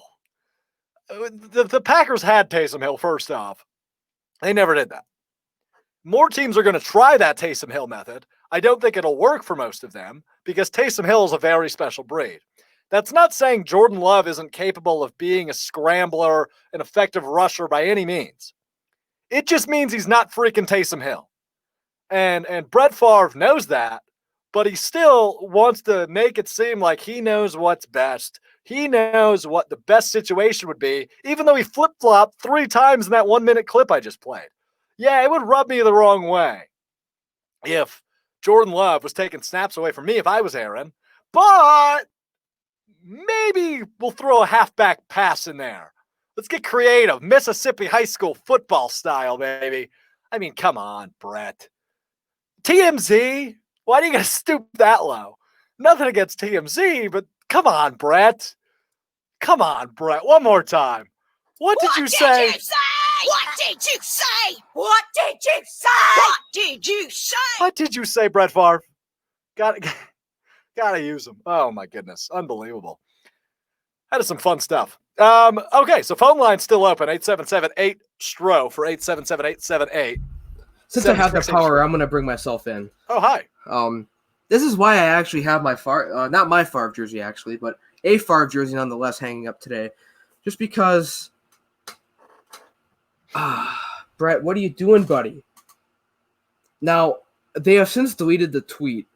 TMZ has? No, not TMZ. Cheesehead TV put out a tweet earlier today that has since been deleted, which sucks because I wanted to bring it up.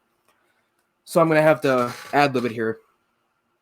Something about how Brett Favre is like your old uncle who has really bad political beliefs, but you still love him, so you're just like you nod Uncle Brett. You nod your head. You nod your head and move on.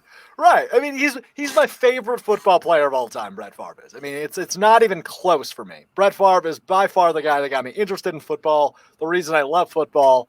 But, I mean, yeah, he's Uncle Brett, right? It's not like I'm going to disown him for saying this about Jordan Love.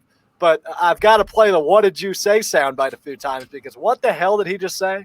Taysom Hill is Jordan Love now, apparently. Yeah, I don't know. I don't either, man. All right, let's get to some voicemails that were left at the phone number. You can do that when we're not on the air. So same phone number. We've got some voicemails to get into, so here's the first one. Alex, it's Leroy Clemola calling. Twitter at Leroy_Clem. And hey, I wanted your opinion on something. I saw it on another talk show, but they were talking about the baseball season and whether or not it's considered a success if the season gets canceled after it starts, or would it be a success only if there's a World Series this year? I'd love to know your thoughts on it. Let me know, and look forward to watching and listening to your show this afternoon. Well, thanks, Leroy, for the call. So the question there is it a success if they have a season, even if it gets canceled? And my answer is no. I think if you're forcing a season and then you cancel it, that's the definition of a failure. And although we've succeeded in these ongoing nonstop back and forth negotiations between tweets and press releases, and we've finally gotten it down to this, now we have a season in place, we have training camp in place, or spring training rather, I guess, even though it's the middle of summer. Midsummer training. Let's just call it midsummer training. Midsummer training. Now that we're here, it's interesting. And Leroy, thanks again for the great call. The way I look at it is this. It is a failure if a World Series isn't played. I don't care if they play all 60. If they play 25 just to get, and then they cancel, and then they come back for the World Series, I'd still consider that a success. But a lot of MLB players still, as we see a lot of them opting out of even playing, there's still a lot of health concerns. How is this going to look once we get back into it? And obviously, we have no idea what this is going to look like. But if it's canceled and there was no World Series or playoffs, and if we just play, 14 games and all of a sudden we're like, okay, yeah, that's enough. That's not a success to me, Leroy. That's not, and it can't be. It can't be a success if this is not played the way they think it's going to. Now, health and safety comes first in my mind, right? If we have to cancel the season, I'll probably applaud the MLB on this very same platform. But I don't consider it a success of a season by any means. Kyle? Well, I want to go back to one of your first points about how it was a success that they even got a plan, or a plan to play done. Think about how much tension there was to get a plan done. What do you think is going to happen when the MLB CBA runs out at the end of the 2021 season? You think it's going to be easy for the MLB and the Players Association to come to a deal after just 2 years before they had? Like you said, back and forth with press releases and Tony Clark and Rob Manfred going at it and the owners. Yeah. Even if they do get a season done, at what cost? We got to think about the future here. You can't just think about what's going to happen this season. Best case scenario, obviously, to play 60 games. The playoffs come around. Obviously, hopefully nobody gets sick, which is obviously my first concern is nobody gets sick with it. It's going to happen though. What I mean by sick, people start showing symptoms and their health is put at danger. I guess their health is put at danger anyways now, but you know what I mean. Yeah. No one dies from it is what I want to get after. Obviously, we don't want to see that. No. They got their 60-game season. They got the plan for it. Hopefully we get the playoffs. But at what cost do you ultimately, have with the tensions between the Players Association and the players? Yeah. Or the Players Association and the owners, I should say. Yeah, you're not going to have a clear answer of the tension and how this will look. But if there is not a completed season, again, I'm gonna throw the same thing at you. If there is not a completed season, it is a failure. And I can't look at it any other way, especially after everything us as fans went through the last 2 months of this nonstop, ridiculous back and forth. It would be a failure if there wasn't a season, and or if there's not a completed season, right? We want to get it off the ground first, but if they start and then don't finish, that's more of a failure to me than if they never start. Absolutely, and moving on. I believe we have one more voicemail that we need to share. Oh yeah, roommate Bob here with the silliest question. Hey, Bob, hey, whoever you are, thank you for this. I just was wondering, because you never talk about golf at all, so I just had a curious question, maybe to your other viewers out there. Who is the sexiest male golfer? And don't be afraid, you can look them up. It's okay. It's all legal. All right. So who's the sexiest male golfer? John Daly. Hands down. Hands down. There is no debate. You can throw your Tiger Woods, your Bryson DeChambeau, your Jason Day. It is John frickin' Daly. Is the sexiest golfer alive. That man was dragging cigarettes and throwing golf clubs into lakes ever since even before I was even a thought on this earth. I mean, that guy is a grade A badass, and B, yes, he's a total daddy, as we say in the 21st century. John Daly is a daddy in every sense of the word. Isn't Jordan Spieth really handsome? I can't think of what he looks like. I don't care. It's John Daly. All right, that's a fair enough answer. Bob, I want to say thank you for that. I believe Alex, you said Bob is your roommate. So Alex, when you see Bob next, tell him I said thank you for the question. And John Daly is in fact the sexiest golfer alive. Yeah, I mean, I'm gonna see him on when's the 4th? Saturday. I'm gonna see him on Saturday, so I'll let him know. There you go. I'll pass that on for you. There you go. Good stuff. All right, what else we got? Let's dive into Fight Night quick, since we have a few seconds. Just to reintroduce the topic from last week. Obviously, we didn't have a show on Thursday, so we didn't have a debate on Thursday, which means we're just going to do it again this week. So this week's Fight Night topic is, if you missed it last week, we'll do it again. Who has the best division in the AFC? Now, you can take this any way you want, right? Who has the overall best team? Who has the most competitive division? You could go so many different directions with this. Now, the way I'm going to go is the AFC South. Excuse me. Because it is just the competitiveness of that Division A is very, very intriguing to me. And I look at Houston and Indianapolis and Tennessee as all teams capable of making the playoffs. These are all teams capable of winning 10, 11, 12 games.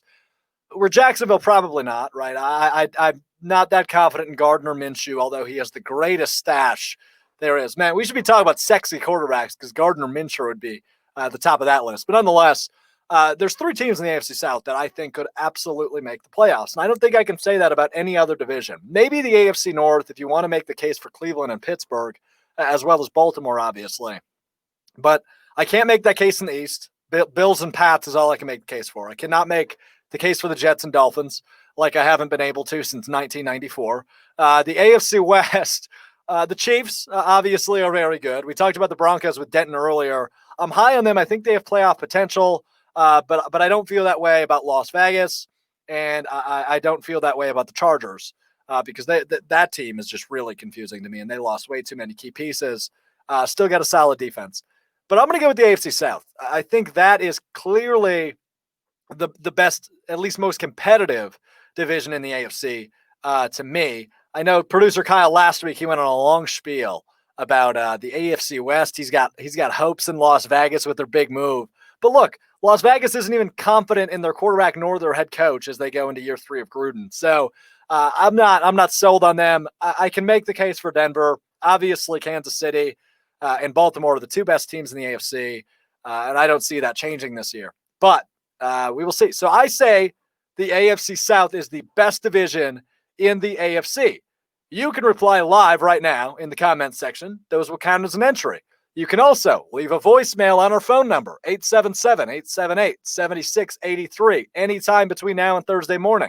You can also leave a post or tweet me at Alex_Strouf.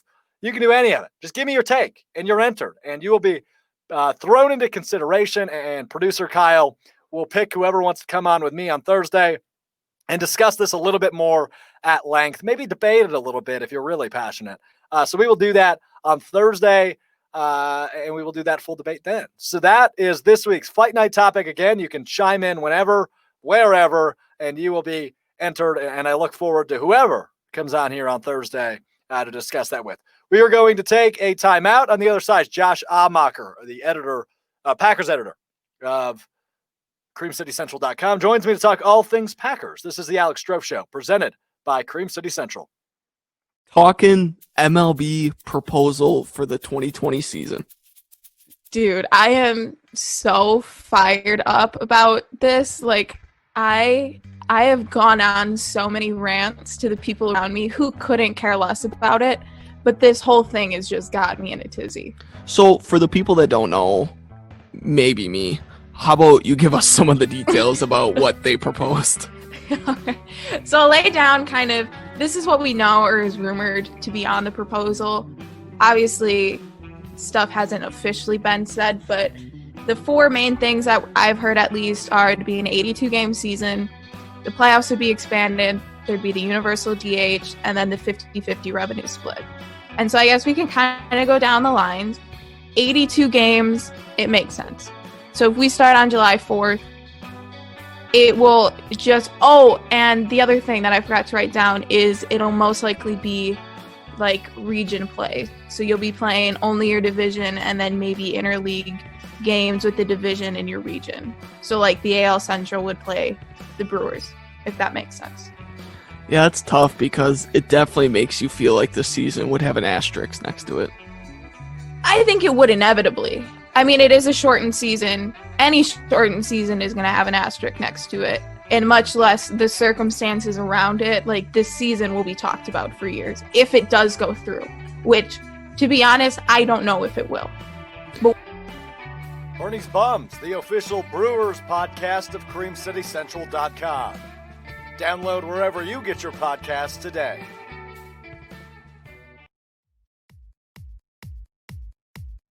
My first segment I am calling Just the Tip-Off, and that is my best Bob Uecker impression. Tell me what you think. I'll work on it, see if I can get that a little better. But this segment, Just the Tip-Off, the name, Just the Tip, I'm going to give you a few ideas that are just the tip of a good idea. They're not completely fully formed. Some things that are bouncing around in my head. And Tip-Off, of course, it is the first segment of this show. So last night, the Bucks were playing the Lakers. Obviously, LeBron James plays for the Lakers. One thing LeBron has put all over social media the last few months this season is his idea, and I believe he's tried to trademark it, is Taco Tuesday. He started that on social media, him and his family and Anthony Davis and some other players every Tuesday, or as many Tuesdays as possible, get together and have tacos. And he tried to trademark that, and he's trying to make some money off that. And I was thinking, what would Giannis's equivalent of Taco Tuesday be? Obviously, he had his run-in at Bel Air Cantina a few years ago, so probably doesn't want to go the taco route.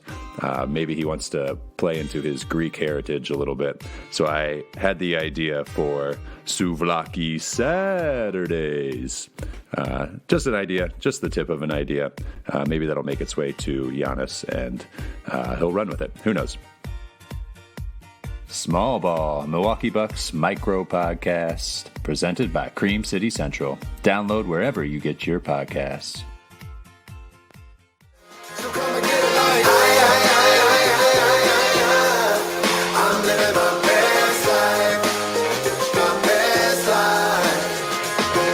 the Alex Strouf Show, presented by Cream City Central.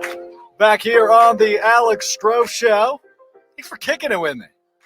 Having a fun Tuesday here on the live stream. A lot of good chatter, so keep that coming in the live comment section on either Twitter or Facebook. You say something good, we're going to throw you on the screen and talk about you. We're all about the interaction here, folks. And while I say that, we might as well interact with the Packers editor of CreamCityCentral.com. That's my good friend Josh Amacher. He's got the whole mic set up and everything, the CCC t-shirt. Holy smokes, Josh. You're going all out on me. I know. I had to throw back to our old logo because why not? You got to love that old logo, right? I respect it, my friend. Good stuff. So, Josh, first off, we haven't talked in a couple weeks. How's everything on your end? Staying safe, Good. staying healthy? Oh, yeah. Staying safe, staying away from the coronavirus. Hoping that some sports will cure me a little bit here in my boredom, but I guess I'll have to wait for that a little bit. Golf and NASCAR and some Fight Island is what you got right now. But we're getting back to the norm here, hopefully pretty soon. But I want to dive into a couple things we've already hit on. I want to get your opinion on it. The last thing we just talked about was this Brett Favre clip he did on TMZ about Jordan Love potentially playing a Taysom Hill role in the Packers offense. Is that as stupid to you as it is me? Yeah, and the thing about Brett saying something like that is, Brett, he's not a scout. He did win a state championship for his high school team, and he coached after he retired. He's not an NFL head coach. Who knows if he's even watched any tape on Jordan Love? What does he know about Jordan Love? No disrespect to the great Brett Favre, who obviously brought a Super Bowl to Titletown. Yeah. But saying that Jordan Love could be used like a Taysom Hill, I think that's just foolish. I agree. And the thing to me is you don't go out and trade up to pick, what was it, 28? Oh my gosh, I can't even remember at this point. 26. 26, thank you. And use Jordan Love as Taysom Hill. No, that just doesn't happen that way. If maybe an undrafted free agent, maybe you give him a shot that way. If you look at the guys that are drafted in the later rounds, undrafted guys, they make the roster by being in those unique positions of being on special teams or making a contribution at tight end or some special circumstance. That's how you make the roster. Yeah. You don't throw your future franchise quarterback into the mix as a wide receiver and potentially harm him when you're not using him for his intended purpose. Josh Amacher is my guest. And what do we make of Brett Favre? I mean, it seems like he's been popping up every month, whether it be something stupid or there was a lawsuit at one point. He continues to stay in the headlines, but we called him kind of like our Uncle Brett earlier in the show, and that's kind of what it feels like at this point. Yeah, Brett he's run into issues in the past using Cameo, saying weird things, being paid to say weird things. I know he was trolled by some crazy people in the past and got headlines that way. Obviously, he's gotten into headlines in the past during his playing years with his use of drugs or soliciting photos to Jets fitness staff or whatever. Shout out Jen. Yeah, we're not gonna go too far into that, but Brett has always found himself in the headlines, good or bad. He loves the drama. There's no doubt about it. Retiring, unretiring, and then I think unintentionally he's found himself in the headlines post his playing days because just some of the stuff he says is not interesting, but it's you kind of shake your head and go, Brett, what are you thinking, man? Come on. So also in that TMZ interview, and this is a portion I didn't play, he briefly mentioned, when I was still the quarterback and they drafted Aaron, we were great friends. We were all good. Nobody believes that, right? Because that wasn't the case, it seemed, in 2006, 7, and 8.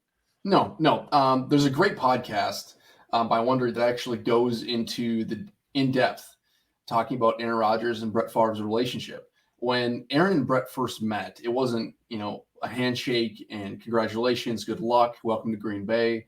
It was Aaron walking up to Brett and being, hey, how's it going, Grandpa?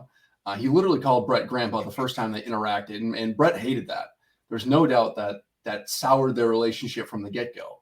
And Brett saw Aaron as a threat. There have been guys in the past that had obviously backed up Brett Favre, and then Aaron comes along, and Aaron's a true threat, right? So, I mean, that whole relationship, I don't think they had a good relationship from the start. Maybe it got better through the years, and you saw handshaking, stick around the old vice on the sideline from Brett Favre. But I just think that the relationship, rocky at the beginning, is probably better now. But I've said this before, and I'll say it again. It's going to be interesting to see how Rodgers treats Jordan Love.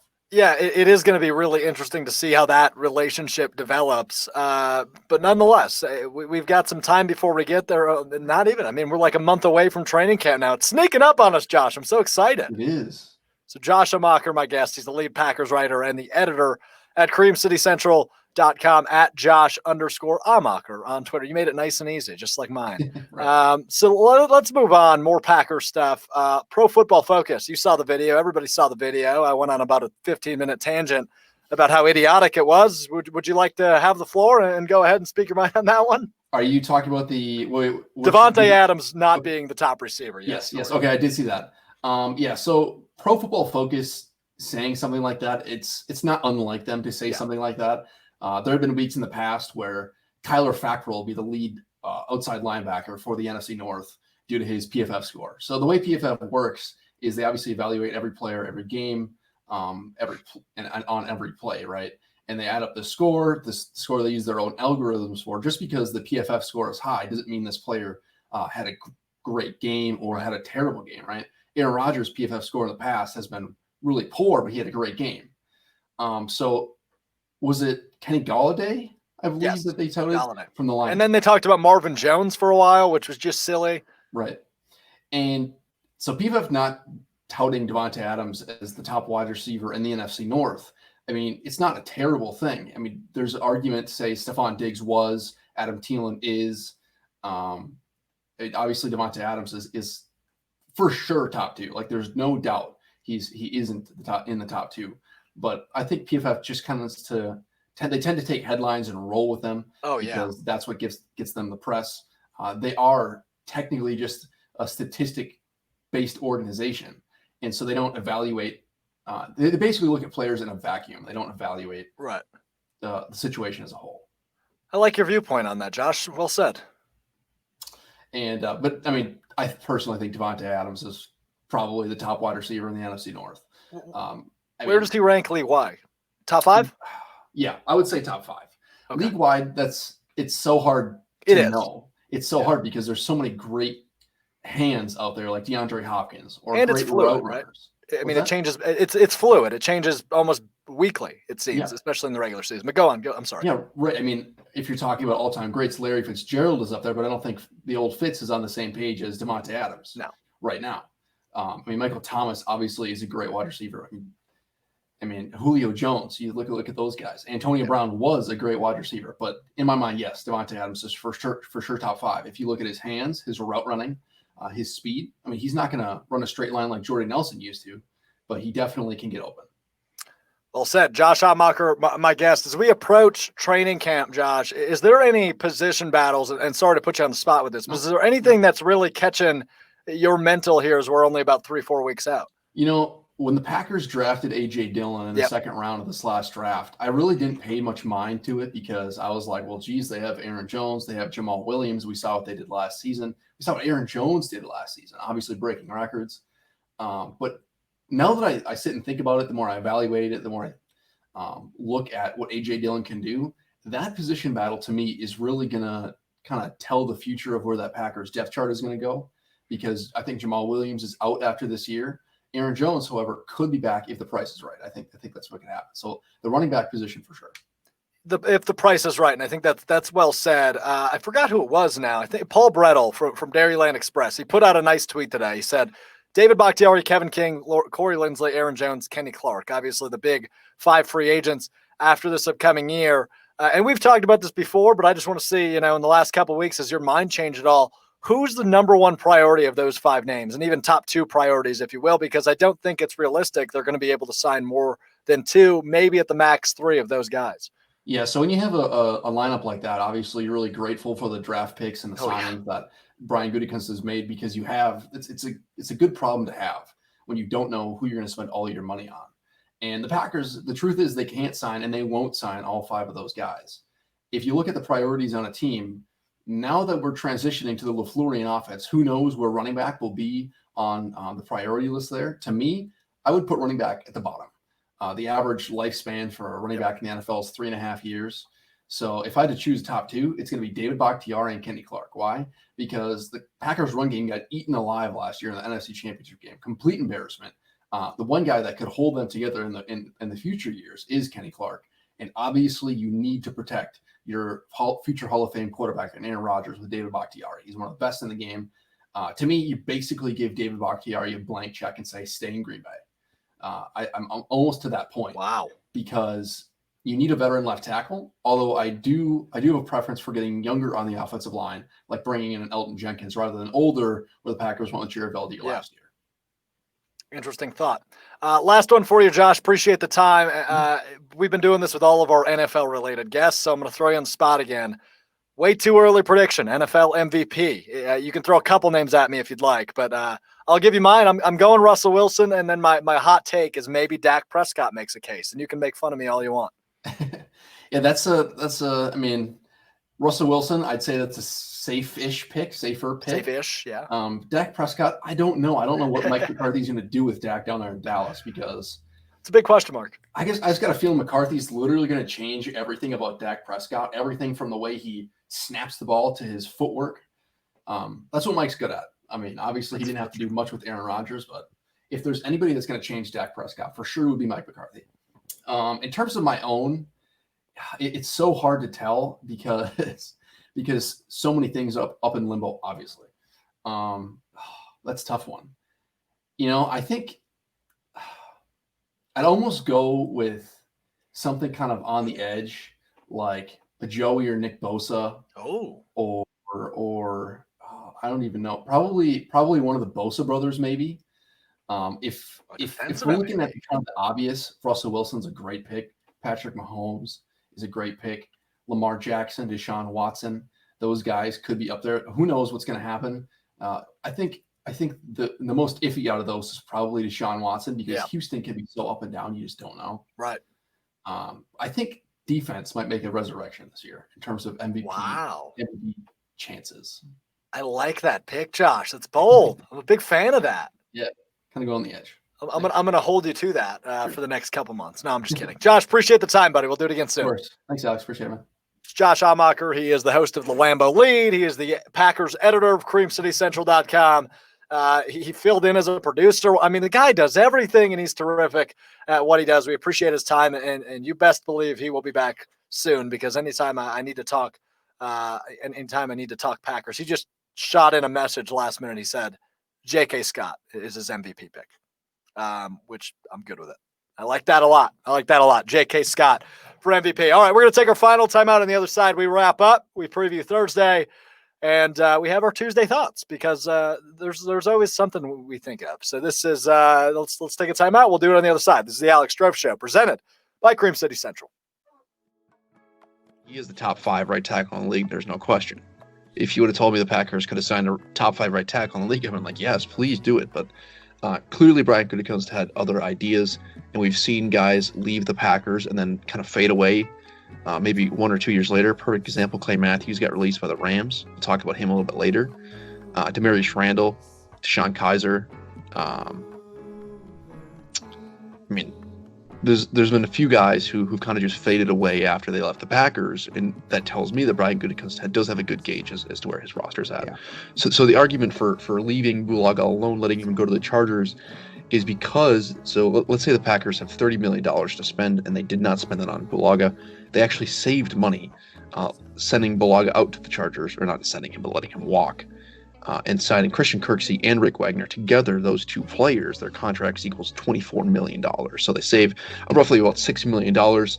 And you know what? They even add, let's just throw Mercedes Lewis contract in there. It's $2.25 million. So you still got looking at about 3.5. So it's interesting to see kind of the way these numbers work. And Bulaga's contract alone would have covered all 3 of those players. So I think that's where Brian Gutekunst does the math. The Lambeau Lead, Cream City Central's official Packers podcast. Download wherever you get your podcasts.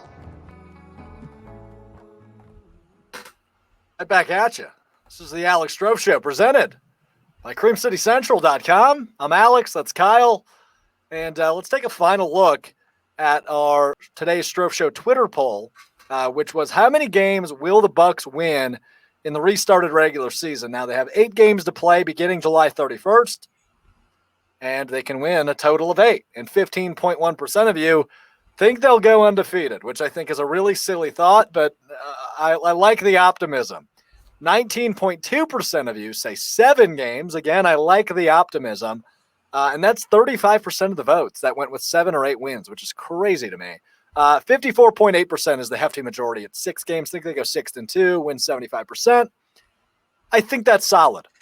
And then 11% say 5 or less. Joey Bonadonna says, I originally said 7-1, but the more I think about it, it could be a rough going for the Bucs. Tough schedule with 5 hard games, but I'll stick with 7-1 with a loss to Boston or Miami. And I think that's a good thought. I think the one that they've really got circled on their calendar, Kyle, is that game against Toronto. I don't remember the exact. I think August 8th it might be.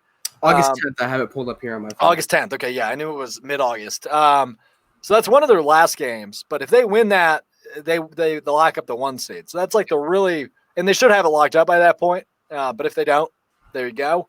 Yeah, I mean, it's a pretty – I mean, you look at their schedule. It's pretty tough. They open up with Boston on the 31st. And it goes Houston – Brooklyn, Miami, Dallas, Toronto, Washington, and Memphis. So they kind of end with like 2 teams that are on the fringe, and they have Brooklyn in there as well. But I mean, the majority of their games are 5 teams who are going to make noise in some way in the playoffs. Right, probably all teams that will be in the second round, if not mostly. So yeah, it's a definitely an interesting schedule, Kyle.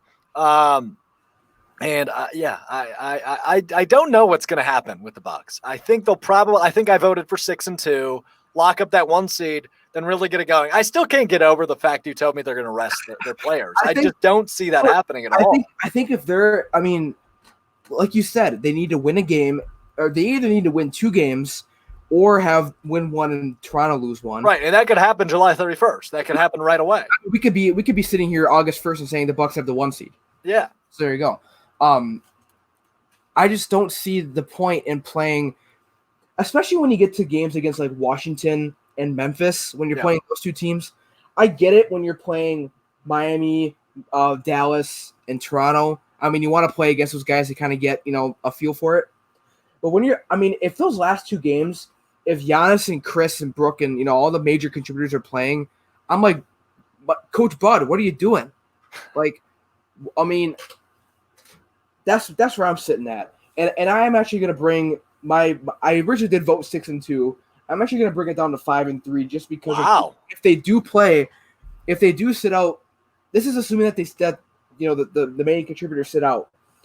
I think that they take a loss against Washington or Memphis if they have Giannis, Chris, Brooke Lopez, Eric Bledsoe, even like George Hill or like Dante DiVincenzo sit out, because you're playing Sterling frickin' Brown, you're playing Kyle Korver.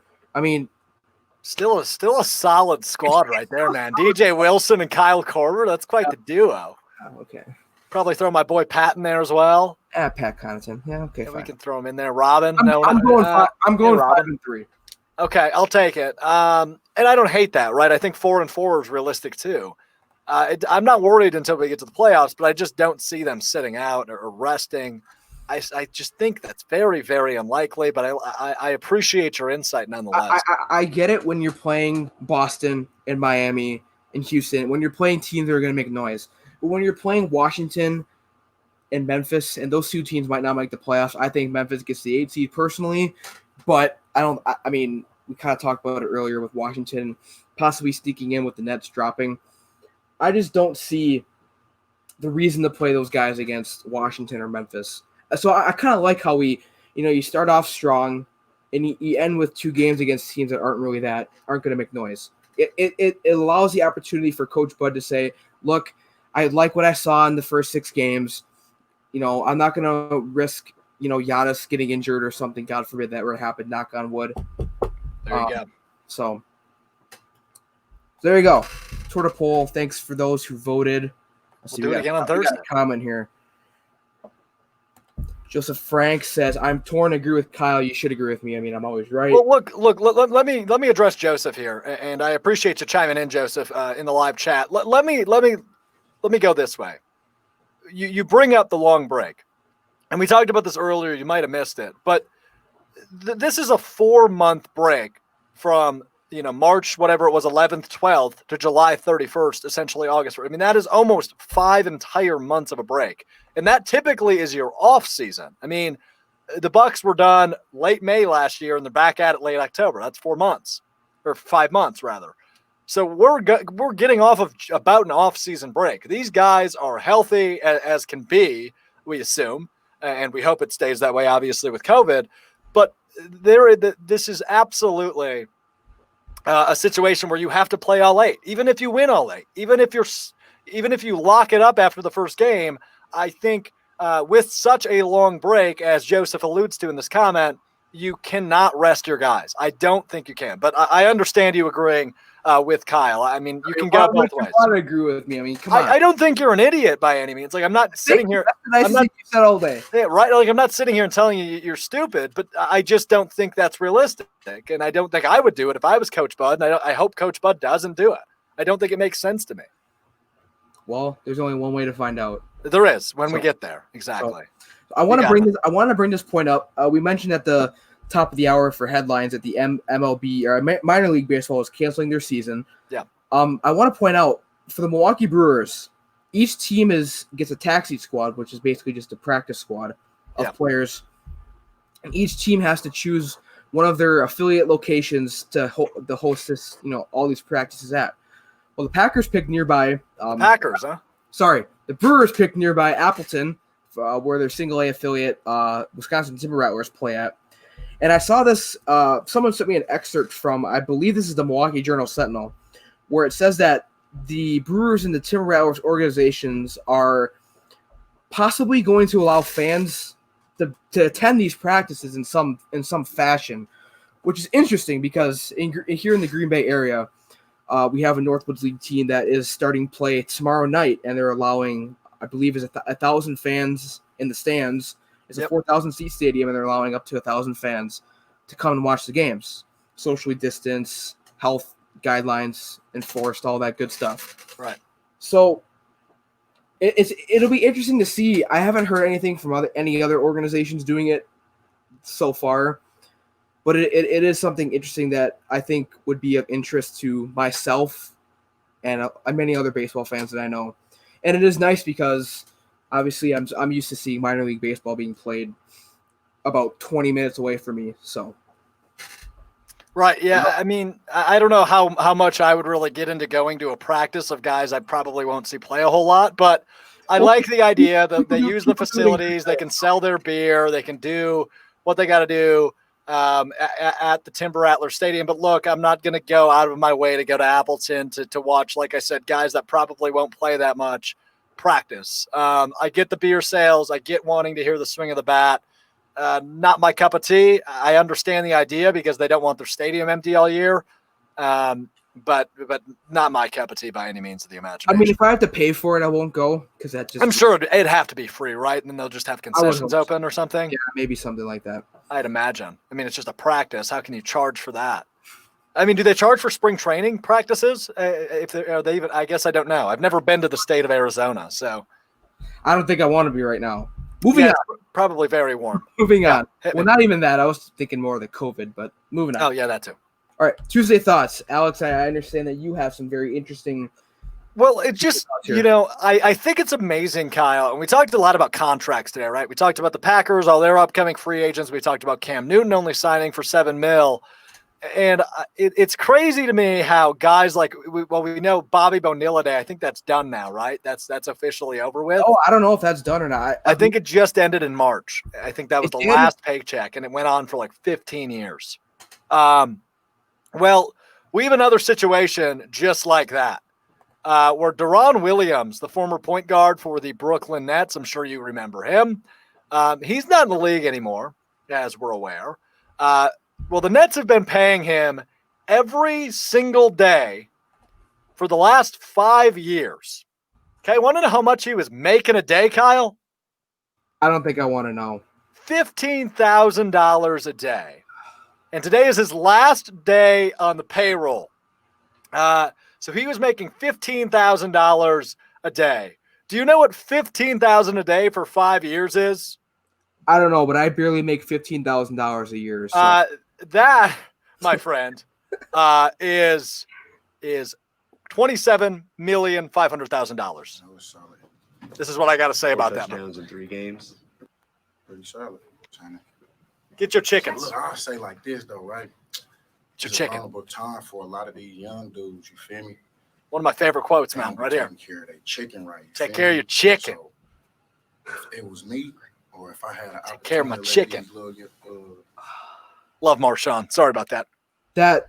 Yeah. I mean, I was at that game. I believe that was the playoff game between. It was. I was also there. Yeah. So I want to kind of piggyback that a little bit. Bucks fans remember the name. I remember the name. This was supposed to be the future of the franchise until Yaz. Oh, yeah. Former Bucks center and I believe legend Larry Sanders has returned to the NBA. Now, the reason why I bring this up is because a lot of people don't know the Bucks are still paying Larry Sanders. Yeah. And they're paying him through the 2021-22 season. So they still got time to go. Ever since Larry Sanders has been kind of banished from the NBA, I know he had a little bit of a stint with Cleveland a couple years back, but the Bucks have been paying Larry Sanders $1.865 million since the 2015-16 season, which included $9 million in 2014-15, in which I don't think he played. He was waived by Milwaukee February 21st of 2015. Yeah. So the Bucks will be playing Larry Sanders.